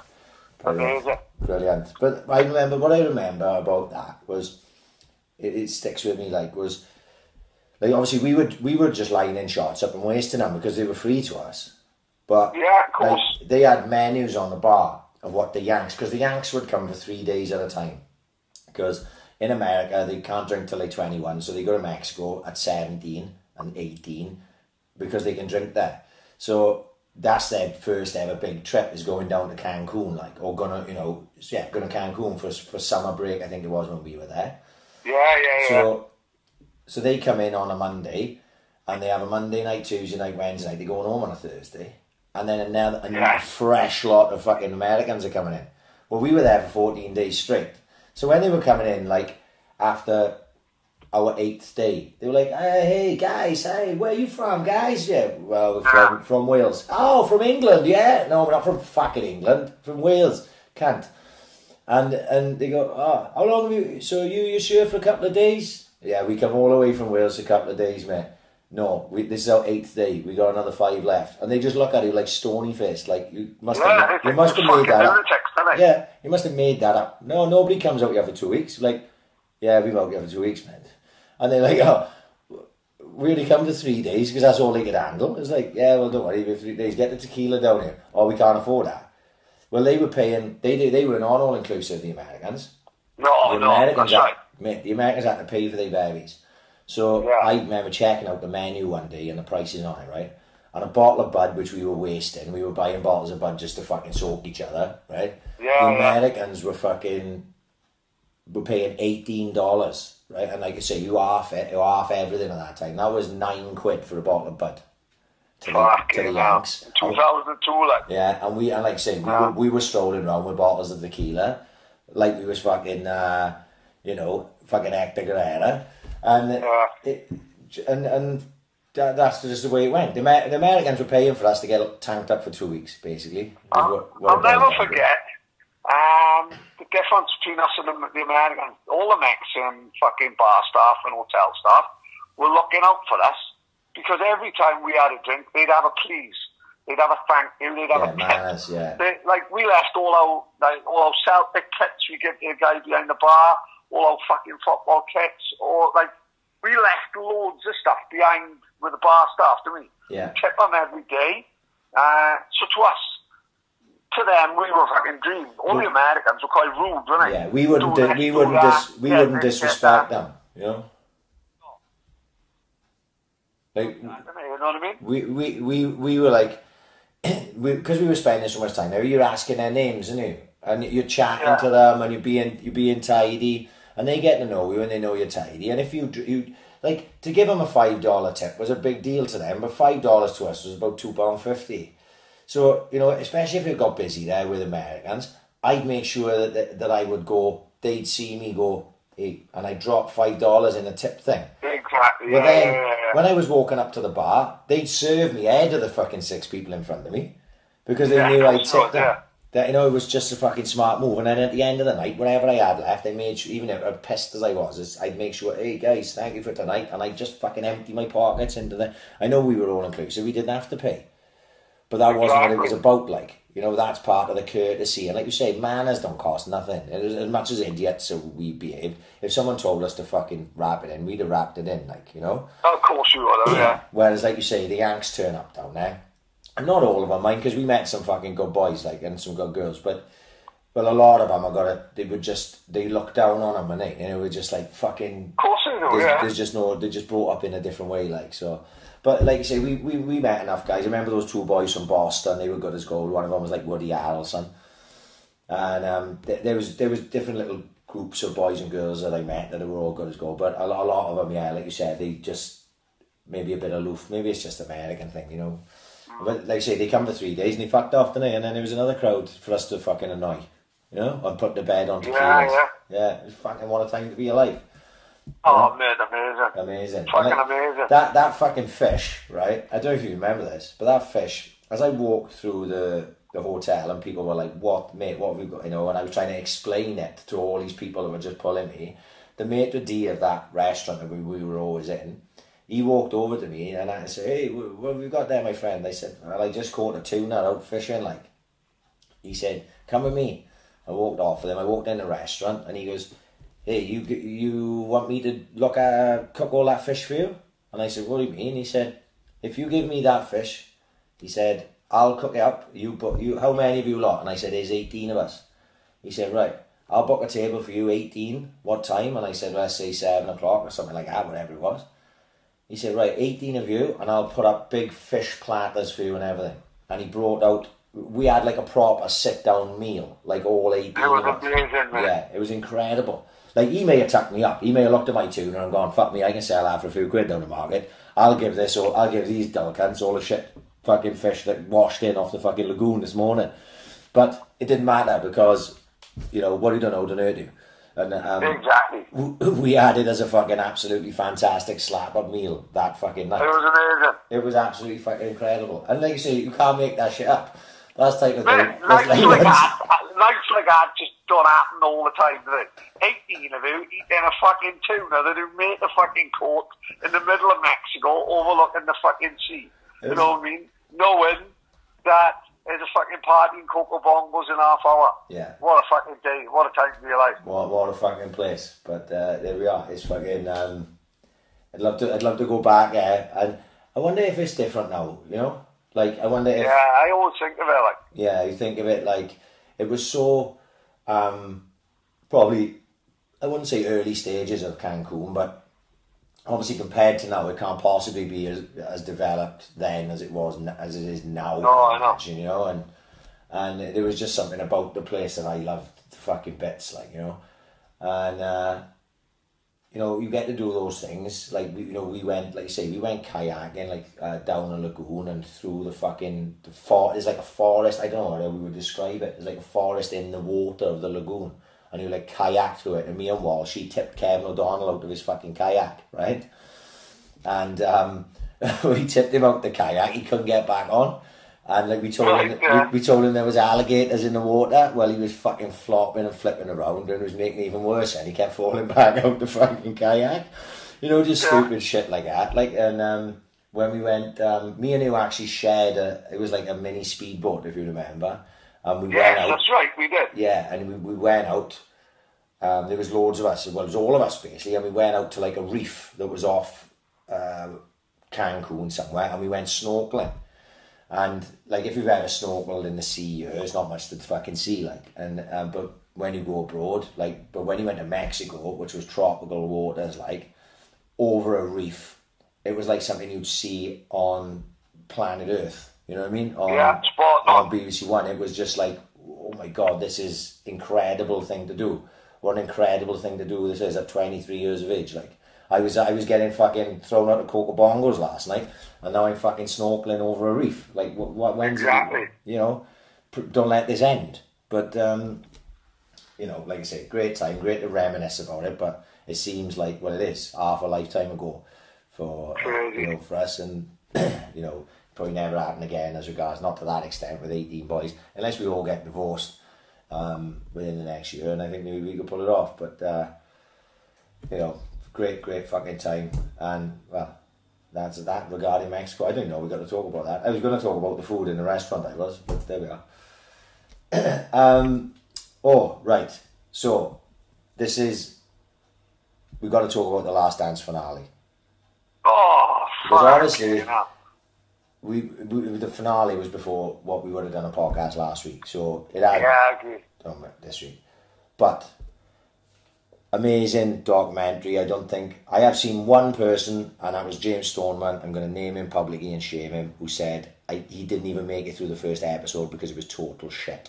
I went, James, you're a fucking moron. What are you playing at? Because he's the only person in the world that has seen it that doesn't think it's one of the best things they've ever seen, especially in documentary form and sports documentary form.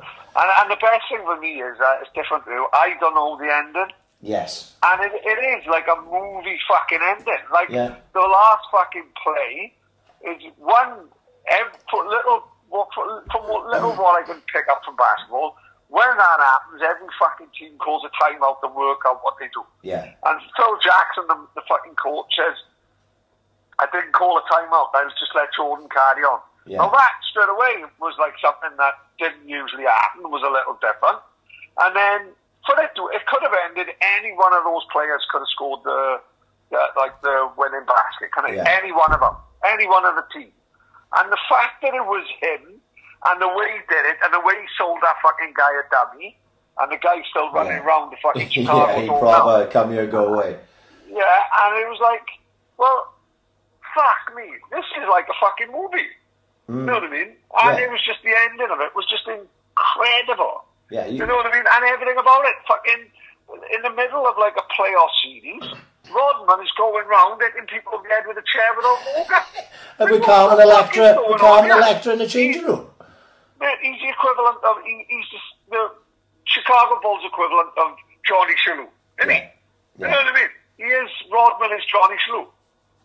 It's absolutely crazy. Like you said, if you wrote that story and made it into a film, and people didn't know it was a true story, you'd go, this is bullshit, this film. None of this could happen in real life. None of this could happen. You'd say, it's the Mighty Ducks.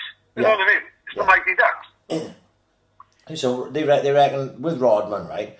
Rodman got paid $250,000 by WCW to turn up on that show, right? Right. He got to hang around with fucking Hulk Hogan and all the fucking big wrestlers at the time, and he had Carmen Electra in the fucking change room, and the NBA fined him $25,000, but he got paid $250,000. So it was just good business, wasn't it? But this is during the finals. He's not even doing the regular season. It's like during the finals. Yeah. You know? It's the equivalent of like the night before the fucking, like say when say Liverpool's got Man City tomorrow, and Sane is out fucking, you know what I mean, fucking wrestling, fucking with Bret Hitman Hart, like, it's crazy. Yeah, it's absolutely crazy, and like when you watched it all, and you could see that through it, like side stories are being told, like very subtly, like, and like when they give Steve Kerr the big bit in it, right, where they talk about his Justified as well, by the way. Justified, yeah. When they talk about his career up to that point, his flashpoints with Michael Jordan, and then they talk about his dad's death and everything. That just goes to show that how much Jordan, because bear in mind, Jordan has the final say in anything that goes on in that documentary. Yeah, of course, yeah. How much he must have respected Steve Kerr. And for him, when they talk about that play, that, like, no, Jordan set up that play for Steve Kerr to be the hero, you know? And it's just a fucking, like, you watch it, you get enthralled by it, and I think the 2 episodes a week helped. 1 episode a week, you don't get quite into it. 2 episodes, you really into it, you know. Perfect, mate. It's perfect, isn't it? And perfect. It just so well made, so well together. But the frustrating thing was, when you come to the end of it, is you see that team wasn't finished, like. That team was not finished. That team had like another championship run in them. And but the owners and that are fucking mad. They got a weird way of thinking about it. They don't care about. They care less about the actual winning of championships as they do what they're going to get money wise for the players. Yeah. Like any other self-respecting owner or manager would be saying, we could do this again. We got 1 year out of these. But he was more interested in rebuilding, even the year before. Yeah. They talking about rebuild. Well, hang on, we can go for another championship. Yeah. Not rebuild the old side. I don't know what the Bulls have done since that cycle broken up. Not a lot, mate. Not a lot. Really? Yeah, not a lot. They've not won another title since. They've had some good runs.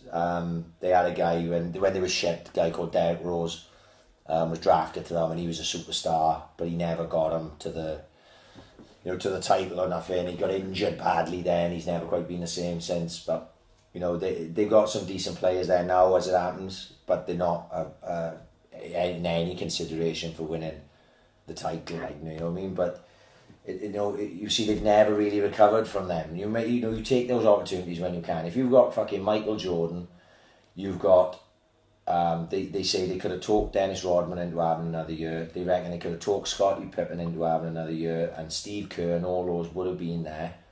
Then why wouldn't you run again with that team? And even if you go with it again and you lose in the finals, at least you had another go. If you disband the fucking team, you just didn't have a go. But Phil Jackson had a lot to do with that, because Phil Jackson had felt slighted, I think, by being told that they were going to move him out no matter what. So even if they'd have offered him the fucking job, I think he would have just turned around and gone, stick your fucking job up your ass, because you were. Well, I was watching, like you said about that Skip and Shannon. Yeah. So one of them, I don't know whether it's fucking Skip or Shannon.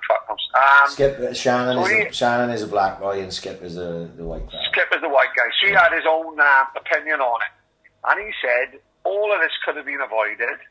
He said the script was written by Phil Jackson. He said Phil Jackson wanted to finish, right? And he got in everyone's head, Jordan's, Pippen's, fucking Kerr's, he got in everyone's head that he even named the season, before the season, The Last Dance. So he's calling the shots, right? He's the one saying, this is the last one. After the last game, he gets everyone together, he puts fucking writing stuff down, put it in a burn pit, this is it, we go in. And he said he had a year out, then he fucked off to LA Lakers then to coach fucking Kobe and all that, right? Yeah. So they reckon it was Phil Jackson's fucking decision, and Phil Jackson, sort of played mind games with the players and made everyone think this is the last dance, this is the last one, whereas ideally they could have gone on and carried on. Because he put it in everyone's head that this is the last one, this is the last one, stick your letters in the burn pit, call it the last dance. Yeah. And then he has a year out and goes and wins everything with the fucking Lakers. Yeah. It could well be, mate. I could see that happening. Very clever. Yeah. It was, it's a shame that, you know, when you've got a side that great and with those great players, that it just it ends when you think like it could have gone on. But then sometimes, like, do you end at the top? You know, they'll always be going at the top. So there is a couple of ways of looking at it. Actually, after I watched The Last Dance, right, it's on YouTube. I put it up on Twitter. You can go and watch Michael Jordan's comeback when he went to the Washington Wizards. Now, when he went to the Wizards, he had 3 years out. 3 years, right? Not like 3 months. He had 3 years out. And then he went back and he signed with the Washington Wizards because his old coach, I think Doug Crosby was the first coach that he had at the Bulls when he came out of college. He was at the Wizards at the time, and I think that's probably why he went there. And what people don't realise, right, like, it was seen as a bit of a failure, but it wasn't remotely. Right? If you go and watch the stuff you can watch, there's a couple of different documentaries, and one of them's like Michael Jordan's underrated season at the Wizards, and there's another one that's like just archive footage of Jordan's season at the Wizards, like. And he was on course, he was on like MVP numbers, right? And he had this like they were a very poor side. They were the worst side in the league when he went to them, and he dragged them back where they were above 500, they call it in the States, where they got more wins and losses, like, right? Right, yeah. And they beat some good sides. And he was having 40-point games, and he had a 50-point game, right? And he was like the old Jordan, you know, at times. And he was scoring on a massive high level. He improved the Wizards' defence, everything. And then he just, in one game, and I seen the incident, in one game he comes down and he turns, and as he turns, he runs into one of his own players. They bang knees, and he fucked his knee up, right? And he was out for a while. Then he came back and he wasn't quite himself because he was fucking injured, and then he ended up having to sit out the rest of the year and like have surgery on his knee. But in the first sort of up until the All-Star break, and he got injured just before the All-Star break, which I think is in January or February, from October to like February, say, he was fucking on fire. He was unbelievable. And he was 40 years of age and hadn't played for 3 years. Fuck, you know. Yeah, it just goes to show how good he was. He was just one of a fucking, he just was one of a fucking kind, like, you know. Amazing. One of the things that done my head in about is, and even, like, if you don't know the story, the backstory, I liked at the end, the way they'll stick a photo of the guy up and say, this is what happened to him. This is what happened to him. They didn't do it, did they? I noticed that. Yeah, they didn't do it. Well, they just fucking said that was it. Like Phil Krause died, didn't he? Phil Krause is dead. And they reckon one of the reasons, like Jordan said, now is the time to have it, because Krause can't answer back. Yeah. And I just thought there was a little bit, well, give the guy his due. Well, you know. Even though they say he tore that side down, he still built that side. Of course, yeah. You know, the trade, you know, he did the trade which got Scottie Pippen from the Supersonics straight out of the draft. He should have been at the Seattle Supersonics, but they traded up to get him. You know, that was Jerry Krause fucking done that.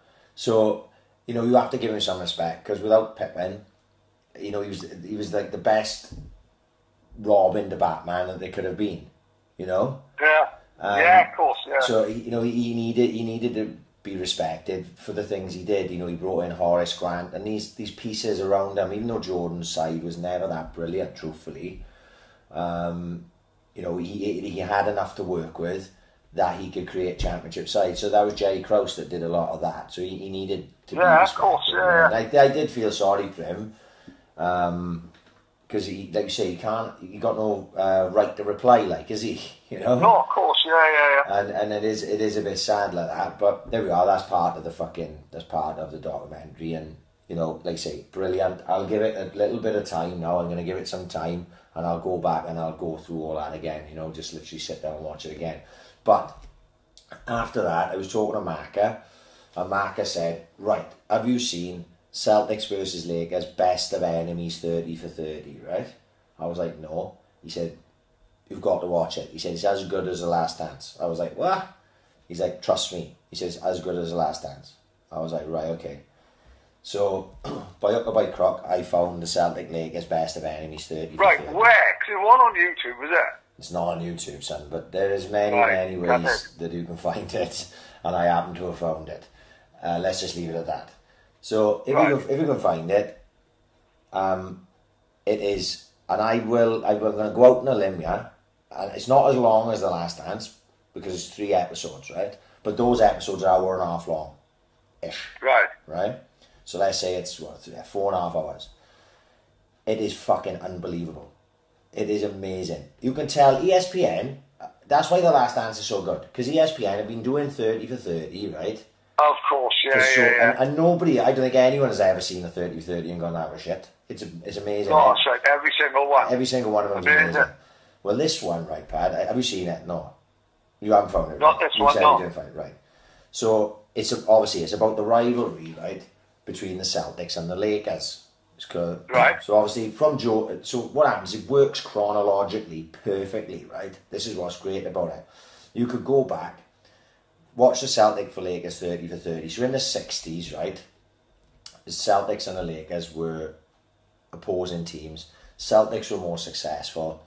At that time, the league was like very white. There wasn't, because obviously there's a lot of racial stuff in the US that we would never understand, right? Especially at that time in the 60s. And the league was full of fucking full of white players and no black players, right? Yeah. Or very few black players. And most sides had one black player in their team, that was it, right? And then Celtics had this coach who's a legendary coach. He's called Red Auerbach. What a name that is, isn't it, right? Amazing. Red Auerbach. Well, he came in as a coach, and he changed the way the league worked, because he started realising that there was super talented black stars and he was bringing them in, and he brought a guy in called Bill Russell, right? And Bill Russell at the time, he sort of changed the way the game was played, and he was fucking unbelievable. And the Celtics were winning everything.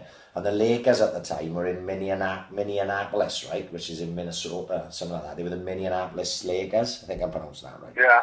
But they were the franchises in the US. They moved, didn't they? So LA wanted a team. They wanted a basketball team. LA's a big fucking, the hub of the entertainment industry in fucking the US. So they get the LA Lakers, like. And they bring in like 2 stars. One of them was called Jerry West. He was like a proper white boy, clean cut American, blonde hair, blue-eyed fucking star, but just so happened to be fucking amazing at basketball as well. And they brought in another guy called Elgin Baylor, black bloke, and they started winning things, and the Celtic and Lakers started this rivalry.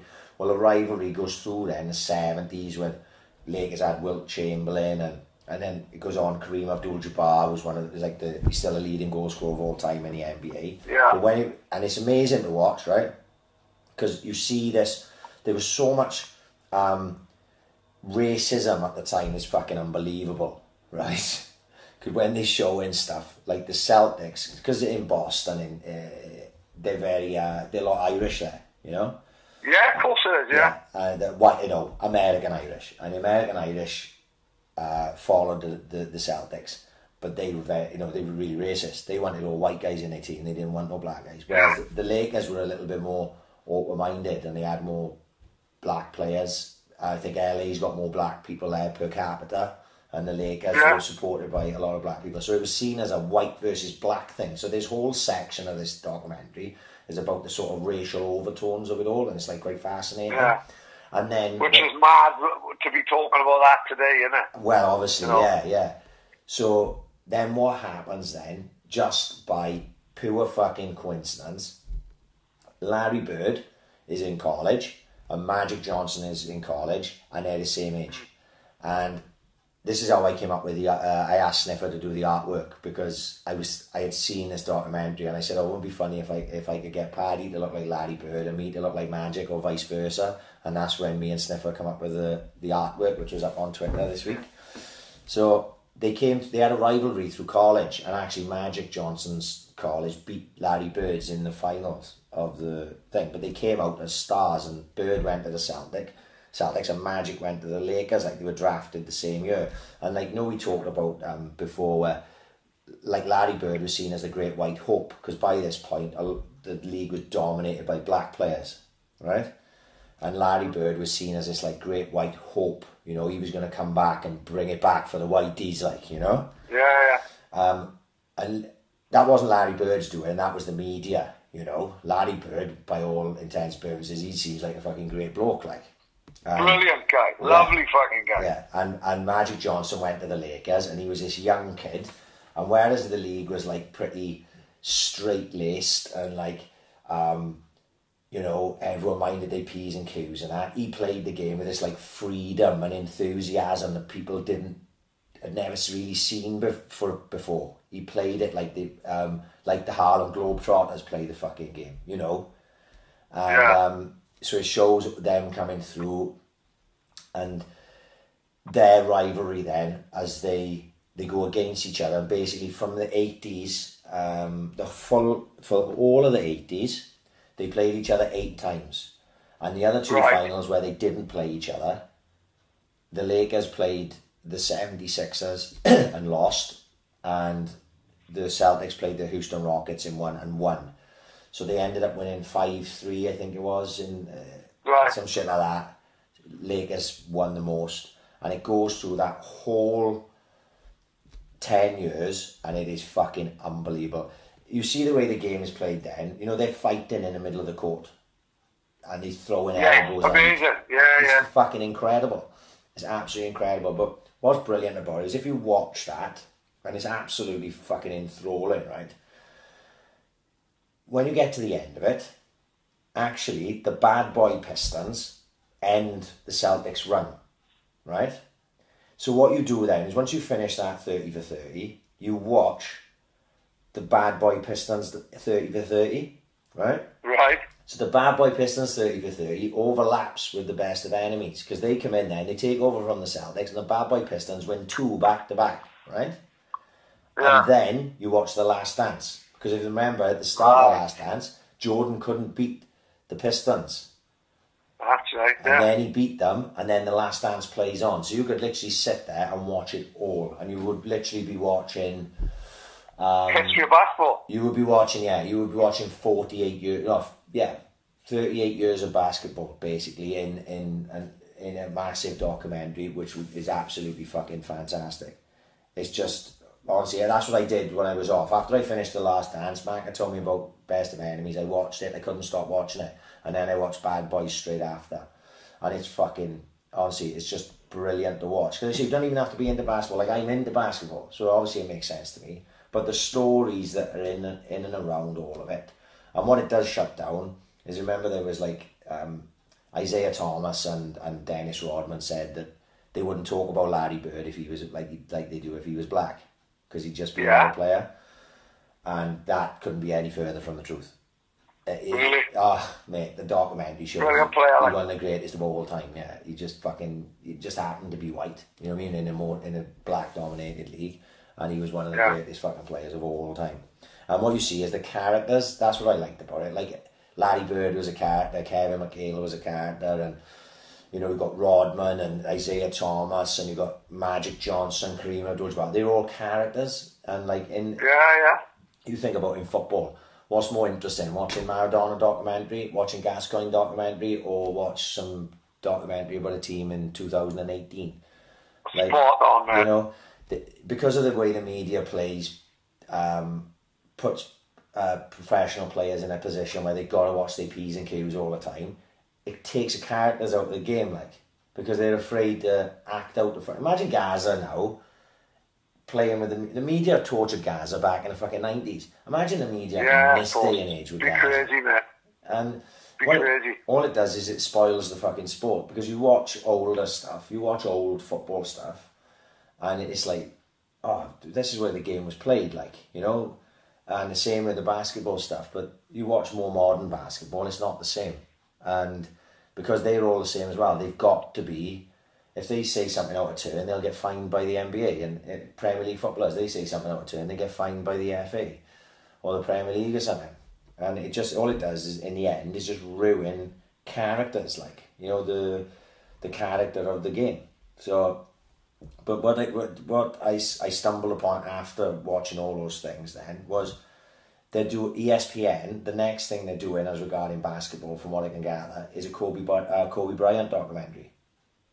Which will be brilliant, wouldn't it? Of course it'll be brilliant. It's fucking ESPN. So yeah, spot on. Apparently, I read about it, that the last year Kobe was in the league, he did exactly what Jordan did for The Last Dance. He let ESPN cameras follow him around for a full season. What's the chances, isn't it? Right, but the thing is, the Last Dance plays out like a film. We've talked about it, right? Kobe's last season, nothing happened. Oh, no way. No.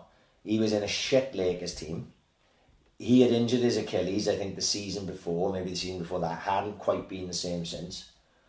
He was still fucking Kobe Bryant, but he was like an old version of Kobe Bryant in a side that was fucking terrible. There's not really the drama to it, unless obviously there's a lot of drama that was going on basically. There's still obviously ESPN will do an amazing job, especially with what's happened with him dying and everything. You'd have to watch it to see what it was like and just see Kobe Bryant. You know, I'm sure they would go back and forth like they did with The Last Dance, so they'd show him at his best and maybe show him at the end, so you see the sort of juxtaposed position of, you know, how he sort of was failing towards the end physically, but when he was at his best, he was the fucking best in the league, like, you know. So it'll be amazing. Hopefully they put it on Netflix, like they did The Last Dance, because otherwise we'll have to search the fucking internet to fucking find it. You know. Exactly. So yeah, that was what I've been watching really, but obviously I ain't seen fuck all this week because I've been busy as fuck. Yeah, I haven't been fucky. I haven't watched much, I gotta be honest, this week. I've been meaning to start The Mandalorian. That's the class. Star Wars series, isn't it? Yeah, it's like a Star Wars series, but for what I can gather, it's what the Star Wars films could have been, if that makes any sense. Right, It's like proper old school, like the first three Star Wars, you know, and then there's fucking CGI shit. It's supposed to be pretty good. 8 episodes, 40-minute episodes, supposed to be like pretty tidy. Just don't go around with it. Smashing out Ozark, which has been great. But nothing new at the minute, I gotta be honest. No, well, Morty messaged me earlier, asked me how work was and stuff, and have you had a chance to watch this Jeffrey Epstein thing yet? No. I've done it, yeah, that's right, I haven't started that either. No. I had completely, because since Saturday to now, it have been like a fucking blur to me, to be honest with you. So much have happened. I don't think I've even been on Netflix. I just haven't had the time. Of course not, or the desire. But I did see something. I was sitting in a van. It was either yesterday or the day before, and I was just waiting. I think we were waiting to go out, and I scrolled and I saw something on Twitter saying it had gone on to Netflix. I was like, fuck, right, I'll have to get around to watch it at some point. You know, of course, yeah. I wonder whether, obviously maybe people would have seen it by now, but I wonder whether they go right into it and like proper name names. Like that's my only concern. When I saw it was on Netflix, I went, they're not going to name names on that. They're not going to. They surely can't be putting it out there that Prince Andrew was noncing people up on Paedophile Island. I know. You know. Just go back to what it's called again. Paedophile Island. Unbelievable, isn't it? You know, are they going to say that Clinton was on his private plane fucking 17 times in 2 years? Or, yeah, exactly. It'd have to be fucking bold, wouldn't it? Well, this is it, you know. Otherwise, you may as well not have made it if you're not going to do it. If you're not going to fucking name names, and you may as well not have made the documentary. But I wonder how they can do it and not actually, get themselves fucking murdered by Hillary or incriminate a load of fucking people. Like, I just don't know. But I will, if when I get 2 minutes to get my head out of my arse, I will sit down and watch it, obviously, and we will fucking talk about it. But I actually didn't, even this week, I hadn't, I showed you a photo pad, didn't I, this morning? I woke up before my alarm, woke up about 20 to 6, my alarm was going off at 6, and I got to be in work for half 6, and I thought, right, I got 20 minutes spare here, I'm going to do my podcast notes now. And that was literally the only time I'd had to do notes. Yeah, of course, yeah. And I'm sitting there at like 20 to 6 this morning, like writing down stuff that I had written on my phone. And I didn't even have enough time to get through it. Like, you know, I just really just didn't have anything. I was just going out on a wing and hoping, you know, we just came up with something tonight. But what I did remember was, you tagged me, because I hadn't even been on Twitter, so I saw this like a day later. You tagged me in someone asking about if Godfather 1 and 2 are the greatest gangster movies of all time, what are the other 8 out of the top 10 like? Yeah, so people was putting on Twitter like top 10 gangster movies, like. And then, I didn't fucking, I forgot to do a fucking list then, like a twat. It don't matter, we can talk about it, but, like, you know, gangster movies is such a broad, you know, what are you talking about? British gangster movies? Are we talking about, you know, hood movies, as they call them? Like, you know, Boys in the Hood, New Jack City, things like that? Or is it just all the mafia films? I don't know, but... You know, I love them all. I'll watch everything. You know, the type of gangster stuff that comes... If that comes on a TV, guaranteed I'm leaving it on, like, you know? And did you see what was trending? No. City of God. Oh, it was trending because of that, see? Because it got fucking mentioned in so many other top 10s. I've only seen City of God once. So I've got I thought it was fucking absolutely fantastic, absolutely brilliant. You know, we talked about it enough on this podcast. It's an incredible film. It isn't a fucking incredible film, and that would have been one of the ones that I would have added to my list, even by the fact that I only seen it once. Like, but you know, you got to go. Obviously, Goodfellas goes without fucking saying. Casino, in my opinion, goes without fucking saying. Donnie Brasco, I think fucking... Brilliant. Absolutely. Doesn't get mentioned enough, probably. It's alongside, like, Goodfellas, Casino, The Untouchables. I watched, literally, again, it was on about 3 weeks ago and I was going to bed and I managed to watch about an hour of it before I fucking passed out. The Untouchables is a fucking amazing film. You know, where does it end? Because... You could just keep going. I watched The Departed again the other day. So I think it's fucking fantastic. Actually, brilliant. The Departed, I prefer more I watch it, the more I like it. Does that make any sense? Like, I saw it the first time and I enjoyed it and I went, not sure what the fuss was about with this. And then the second time I watched it, which was like an age later, I went, this was much better than I remember it. And then, like, I've seen, like, you turn it on, you just watch, like, 35 minutes of it before you fall asleep, and you go, fuck me, Jack Nicholson's absolutely amazing at this. You've just... Amazing. And I watched it all... You do know that's based on Whitey Bulger, doesn't it? Yeah. And then I actually saw... You must have seen then... what was the Johnny Depp film? When he plays Whitey Bulger. Black Mass. Good film.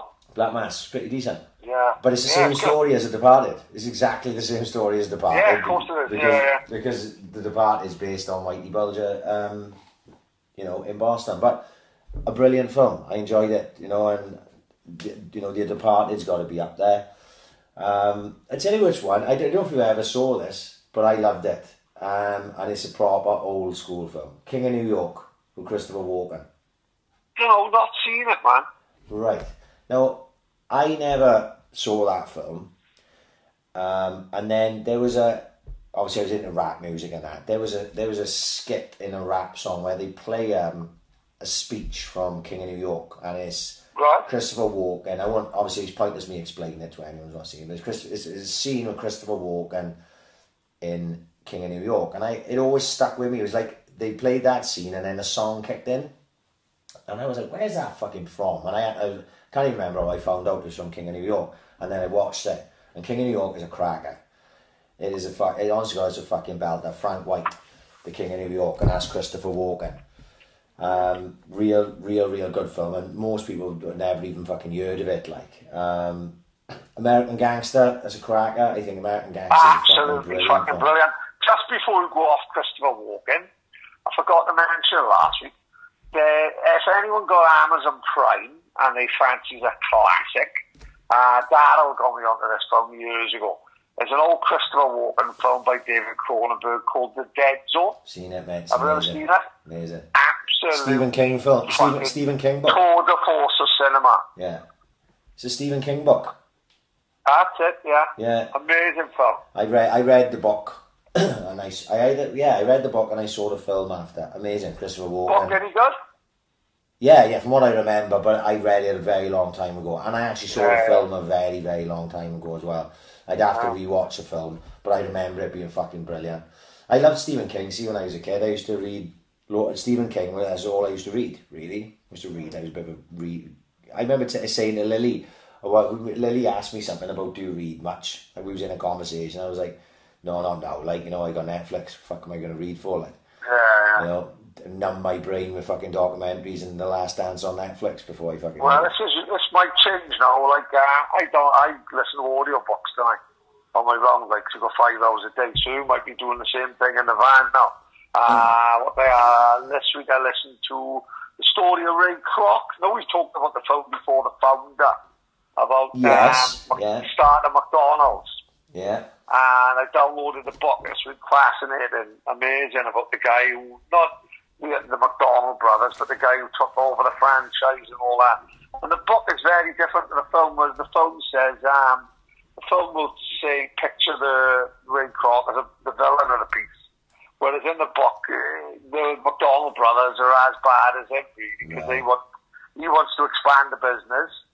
And they won't have none of it, like, you know what I mean? And another book I downloaded was Shoe Dog.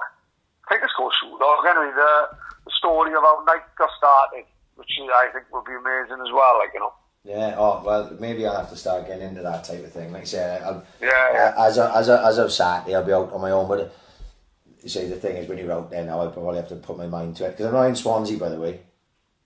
No, I know, that's what makes it harder. Like. Yeah, I'm in Alfred West, so you know, obviously, if I was in Swansea, I'd do my eyes closed. I would be fucking, I would be listening to audiobooks and carrying on. But I'm down Alfred West, I don't know my way around, so I gotta work it out. But yeah, I really fancy listening to that type of stuff. All the podcasts that you've said in the past, I've gone, yeah, I'm gonna listen to that, and I don't, and I end up just listening to fucking Joe Rogan again. And you know, speaking of Joe Rogan, as it goes, unbelievable, that, isn't it? Unbelievable. I've said it. I don't know how many times I've said it. I've said it. The most important media platform on the planet at the moment is a Joe Rogan podcast. It's bigger than fucking any news outlet in the fucking world, literally by numbers anyway. It's bigger than any news outlet in the fucking world. And it is so important because it's where free speech and free thinking can carry on and can't be censored because it's too fucking big. They can't shut Rogan down like they shut Alex Jones down. Exactly. And they shut down David Icke or whatever. Not that Rogan's a big conspiracy theorist, he just asks questions like Icke fucking did, you know. So anyway, he signed a deal with Spotify, $100 million fucking dollars, right? Joe Rogan's living a fucking dream, and he's where every podcast fucking person should aim to be. As simple as that, like, you know what I mean? Even if you're not trying to do the same content as him, you should aim to have the same mentality as him and the way he's gone about his business. But Elon Musk was on Rogan, and I'm not going to say no more than, if you want a recommendation from me from this week, I know Archie messaged me earlier. Big shout out Carl Hutchins, who's been listening since the fucking start. I haven't spoken to Archie for ages, and I meant to screenshot the message he sent, Pad, which was really nice. I'll send to you later. Archie sent a really nice message just thanking me and you for keeping him going during fucking pandemic, like the type of thing we had. Quality, nice to hear. And he said, can you do me a favour? I need some fucking podcast recommendations, and I need some fucking music recommendations, because I think he's out and about. I think he may still be working. I was in work when he messaged me, and I did apologise. I said, sorry, actually, I'm a bit up my fucking neck in it. I'll try and get back to you later. But actually, whoever's listening, go and listen to Elon Musk on Rogan. Elon Musk, obviously, if you don't know who the fuck Elon Musk is the fucking smartest man on the planet. And he owns Tesla, and he's building rockets that are fucking flying into space, right? And it's fascinating on many, many different things, because for one, he talks about artificial intelligence, and that's fucking frightening, right? Like, people plugging their fucking brains into artificial intelligence, he reckons, within the next 5 years, right? That's like some Terminator 2 shit. Crazy. That's some Terminator 2 shit. I don't understand all this. Yeah, but the problem is, he's not some fucking guy from fucking Penland, right? He's the smartest man on the planet. Who knows what's coming next, like. He's the smartest man on the fucking planet. And he said on the first time he was on Rogan, which was about a year ago, he said it's too late to turn back AI. AI's coming whether you like it or not, and we are just going to have to go along with it for the ride. I was like, tidy. This is Judgment Day, is it? Right, brilliant. I thought Judgment Day was a nuclear fucking bomb landing on a planet. I've seen Terminator 2 about 53 times. But no, Judgment Day is going to go a lot quieter than that when AI fucking takes over. But anyway, he has an opinion that matched mine on coronavirus. And I've never been so happy in my life that this fucking idiot from Swansea had the same opinion as the smartest man on the fucking planet. And just give it a listen and see what you think about it. I'm a big fan of Elon Musk now, after knowing that we had the same opinion. That's all I'm fucking going to say in it. And he says a lot of things about, because he's got businesses in China that work alongside Tesla and stuff, and how literally these businesses are running on full power. And not one person out there that work alongside Tesla, there's Chinese that work in these businesses, have died from coronavirus out there. And he sees America shutting down their economy as ridiculous, you know? So it's worth a listen. That's my fucking recommendation for the podcast, for that G and for whoever else, because that's literally the last thing I listened to. I ran half marathon fucking Saturday. Listen to that podcast. Yeah, listen to that podcast, and then got offered a job, and then now we're here. And it felt like 20 minutes ago that happened, because I've had no time. So that's literally all I've done. I've not watched a bit of TV, not a bit of fucking YouTube, not a bit of Netflix. I haven't listened to any fucking music. I haven't listened to a fucking podcast since that one. And I didn't even write any fucking podcast notes, basically. So. Well, I have seen what, I do see that video about that guy from fucking Minneapolis, like. Well, this is the thing, Pat. Genuinely. Yeah. So you'll be educating me now, right? Because I saw about 10 seconds of a video earlier on this afternoon when I had about 10 seconds break from what I was doing in work. So you give me the skinny on it so I know what the fuck have happened. So basically, so there's a guy Minneapolis apparently got caught trying to cash a check or use a dodgy check in a restaurant, and the police were called, and the CCTV footage I've seen of him outside the restaurant is just him with them putting his arms behind his back. He's not resisting, he's not doing anything. And the next video you see then is him on the floor. So you've got a car parked, he's not the side of the pavement, he's the side of the road. And it's fucking one of the most harrowing fucking videos I think I've ever seen, because you've got this big lump of a policeman, you know, a big tall guy, and he got his knee on the guy's throat, holding him down. Right. And this guy is saying, I can't breathe, man. I can't breathe. He said, my stomach is hurting, my neck is hurting. He said, I can't breathe. And then he starts saying, Mama, Mama, Mama. Oh, no, that is probably when the life is being sucked out of the fucker. Yeah. I'll never forget this till the day I die. My fucking grandmother was on a deathbed, right? Literally fucking called in to say, you know, grandmother's passing away, like, you know, who's in the hospital in Carmarthen, and she's a 90-year-old woman, she's screaming for her mother. And this is what this guy was doing. He was screaming for his mother, you know, he's fucking shouting for his mother. Bit of a difference between my fucking grandmother and this guy is next day, my grandmother's fucking ordering a fucking wig off Amazon. She come fucking to it, the head of this guy. She's tough as fucking teak. 1 minute she's fucking calling for her mother. Next thing she's fucking walking around like Rod Stewart in fucking 1973. But that's a fucking different story, right? So this guy's shouting at his mother. He's saying, I can't breathe, man. And everyone's filming it. And I got to be honest, someone I seen commented today, they said, never mind film it, go and fucking stop it. But, right, this is America, right?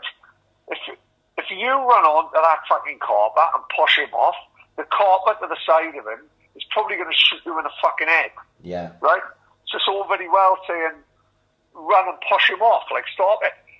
It's a fucking mad fucking country. I love America. I love America. New York is fucking amazing. Florida, the best place I've ever fucking been. But America's fucking mad. The only people who say America's the best country in the world are Americans who will never left America. For shit like this to go on, it's fucking crackers. The guy is saying to him, I cannot breathe, right? Then he just passes out then, and basically he's fucking died in this video. Right. And paramedics come, they fucking drag him onto a fucking stretcher. No one takes his pulse, no one gives him CPR. They drags him on the stretcher, takes him away in a fucking ambulance, and the police just go about their business like. And now, right now, this minute, I just fucking shared a photo on Instagram. Minneapolis is fucking burning. LA is fucking burning. And the problem we've got then is they're not only rioting just because of this guy. The looting and the fucking stealing comes into play, isn't it? Yeah. Quite what looting Walmart has to do with this poor fucking guy. Oh shit! I literally just clicked on. I clicked on your Instagram. That photo's mad. That's fucking mad. That looks like Dawn of the Dead shit. Well, this is just going to be, the next 2 fucking weeks now is going to be the next fucking LA documentary, innit? Because I'm looking at that photo right now as well. It's fucking shocking, isn't it? It's crazy. Yeah. And that's what's happening now. And apparently it's happening in LA because they love a fucking riot and they don't give a fuck for anyone. But Minnesota now apparently is fucking burning. And I can't see it ending for the next 2 days, like. Oh my Crazy. God. Crazy. It's just, like I say, we can't understand what goes on over there.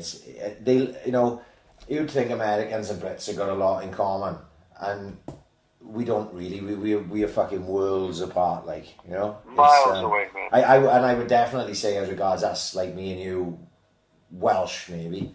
Yeah. That whole racial thing. It's not a thing to us here, in this part of the world. But over there, it goes back, that's literally centuries, like, so. Mate, America's founded on fucking slave trade. Yeah. And it's us, it's the fucking British. You know what I mean? Go and watch a film, Amistad, lumping, fuck, I'll put a fucking lump in your throat out. Yeah, yeah. You know what I mean? America's founded on fucking British going to fucking Africa and fucking taking slaves over to America, to this newfound land, like, fucking party.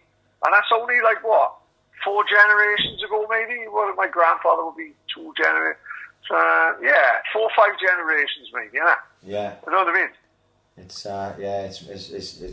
fucking crazy, and it seems to happen quite a bit. I saw one, right? I've seen a lot of that police brutality stuff that sort of happened over the last couple of years, people getting shot when you thought they didn't deserve to get shot. A lot of the time, it seems to be police shooting black men mainly, isn't it? Yeah. Right?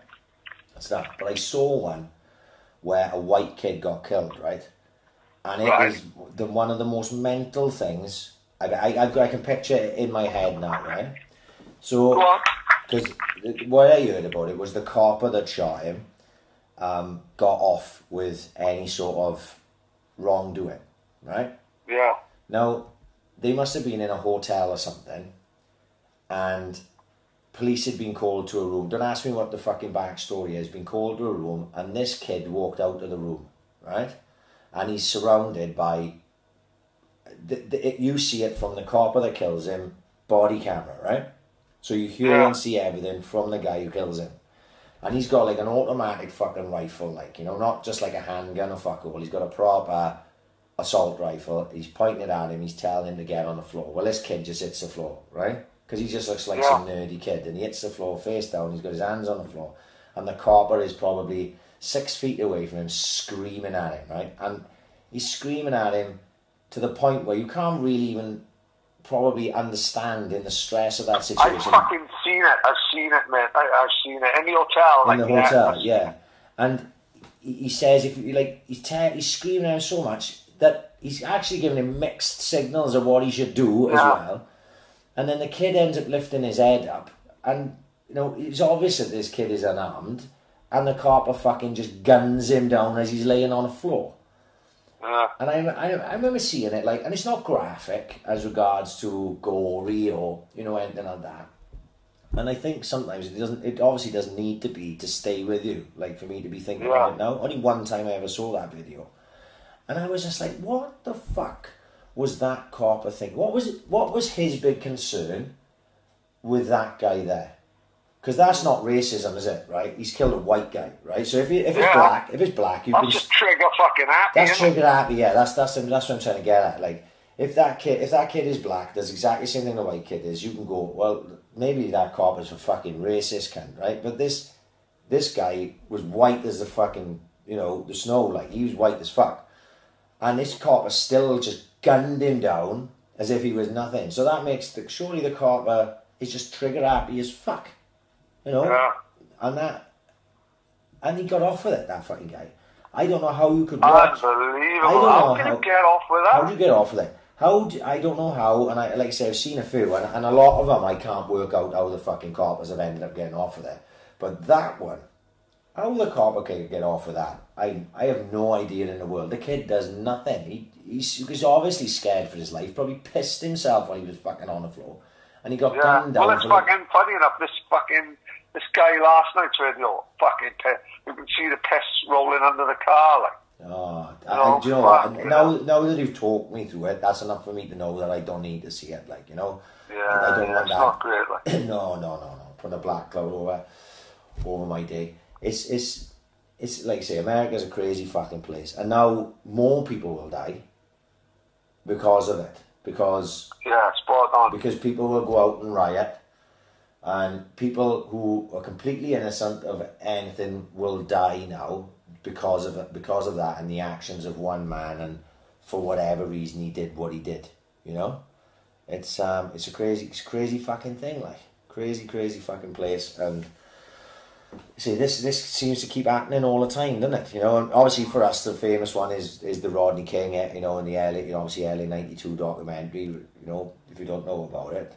You know, I remember that like it was fucking yesterday. That all fucking happened. Yeah, of course. And but you know, it's been happening.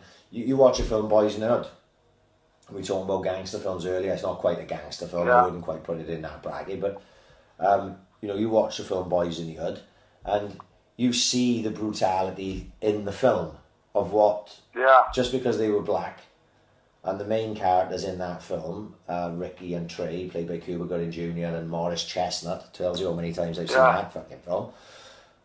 They're just, one of them's a fucking sports star, that's Ricky, and Trey is like, works and is a normal bloke, and they drive a nice car, and they get pulled over just for being black, and treated like as if they were gangsters, which they weren't, just on their skin colour, like. So, you know, it goes back years and years and years and years and years, and there's probably a lot more, even than early 92, there's probably a lot of documentaries out there about the police brutality in LA especially.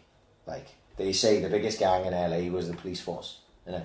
Yes, of course. The biggest gang in LA was not the Crips or the Bloods, it was the LAPD, you know? So, you know, it's an interesting thing. It's probably a great documentary out there about all that, like. But we just have to find it. Sky documentaries. I got Matt Jones sent me a recommendation of stuff that's on Sky documentary. Sky have got a documentary channel now. Amazing. Now, for one, I don't have Sky, but I do have Sky Go available to me. So I'll have to have a look and see what's on there, and have a little nose around if there's anything worth fucking looking at. Because I've seen pretty much everything that's on Netflix that's worth seeing, aside from the fucking Epstein documentary, which I will watch. So maybe Sky documentaries is the way forward for the next few weeks. You know? Yeah, fuck yeah, that sounds fucking great. Right then, have you got any more? No, all done, kid. All done. Well, hang on. Big shout out to Roxburgh for winning the league. Fuck yeah. It's look, it's not what anyone wanted, is it? It's not what they would have wanted. It's not what they would have wanted. It's not what anyone would have wanted. But at the end of the day, this happened all across the FAW everywhere, and all across the fucking UK. Let's not have it fucking right. So, if that's the way we've got to win the league, that is the way we've got to win the league. Somebody was going to get stiffed. We said this from the fucking start. Yeah, of course. Along the lines, someone was going to feel aggrieved with the decision that was made. But it can't be helped. So congratulations to Roxburgh for their first ever Division 1 league title in their history.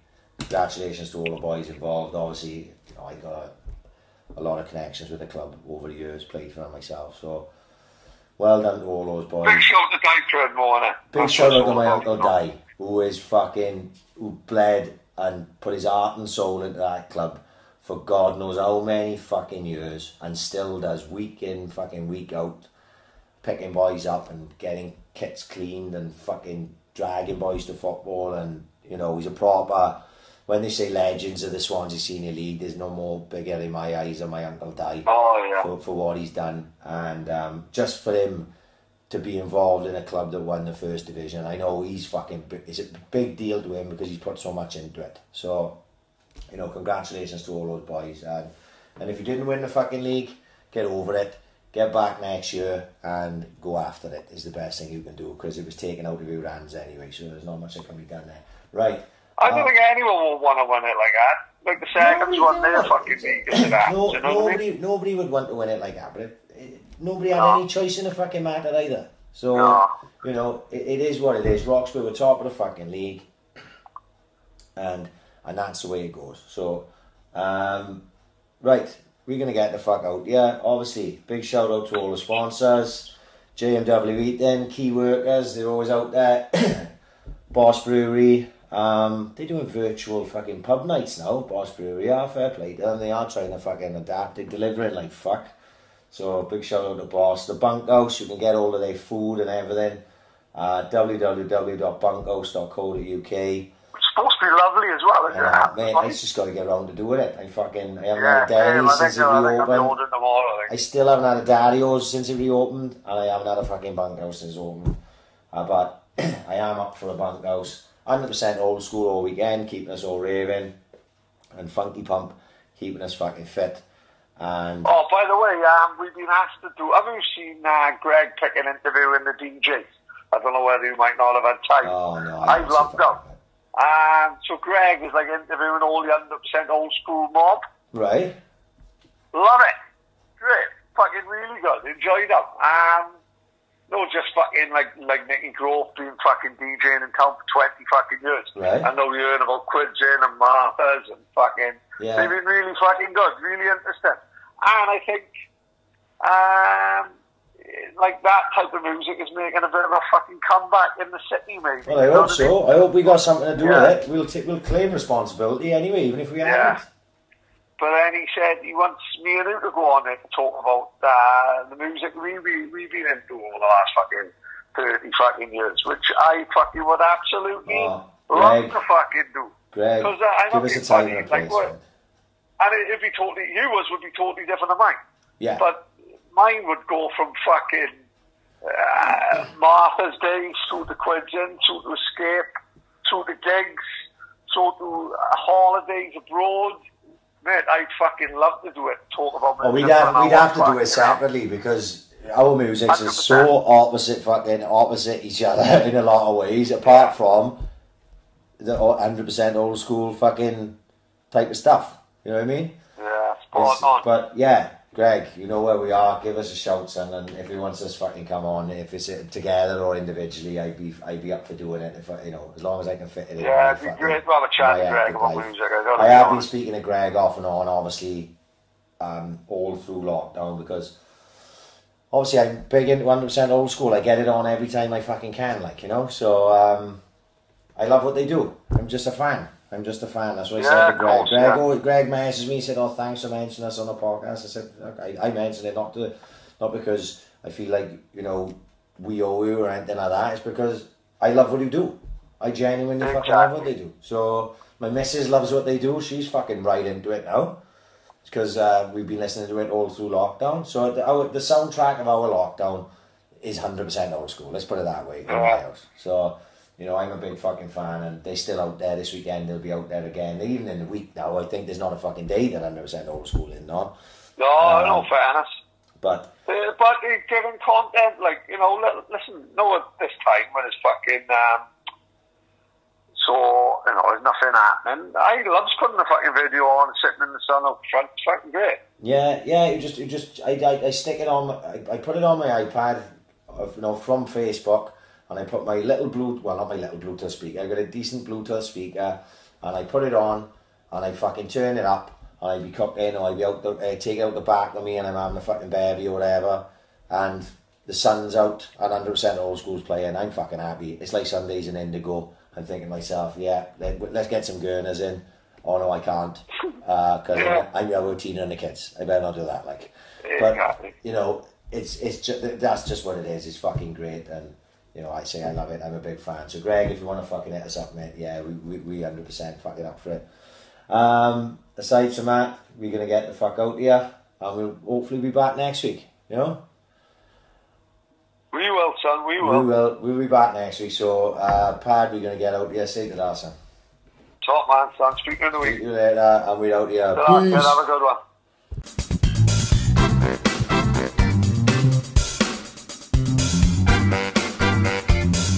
Ambition is critical.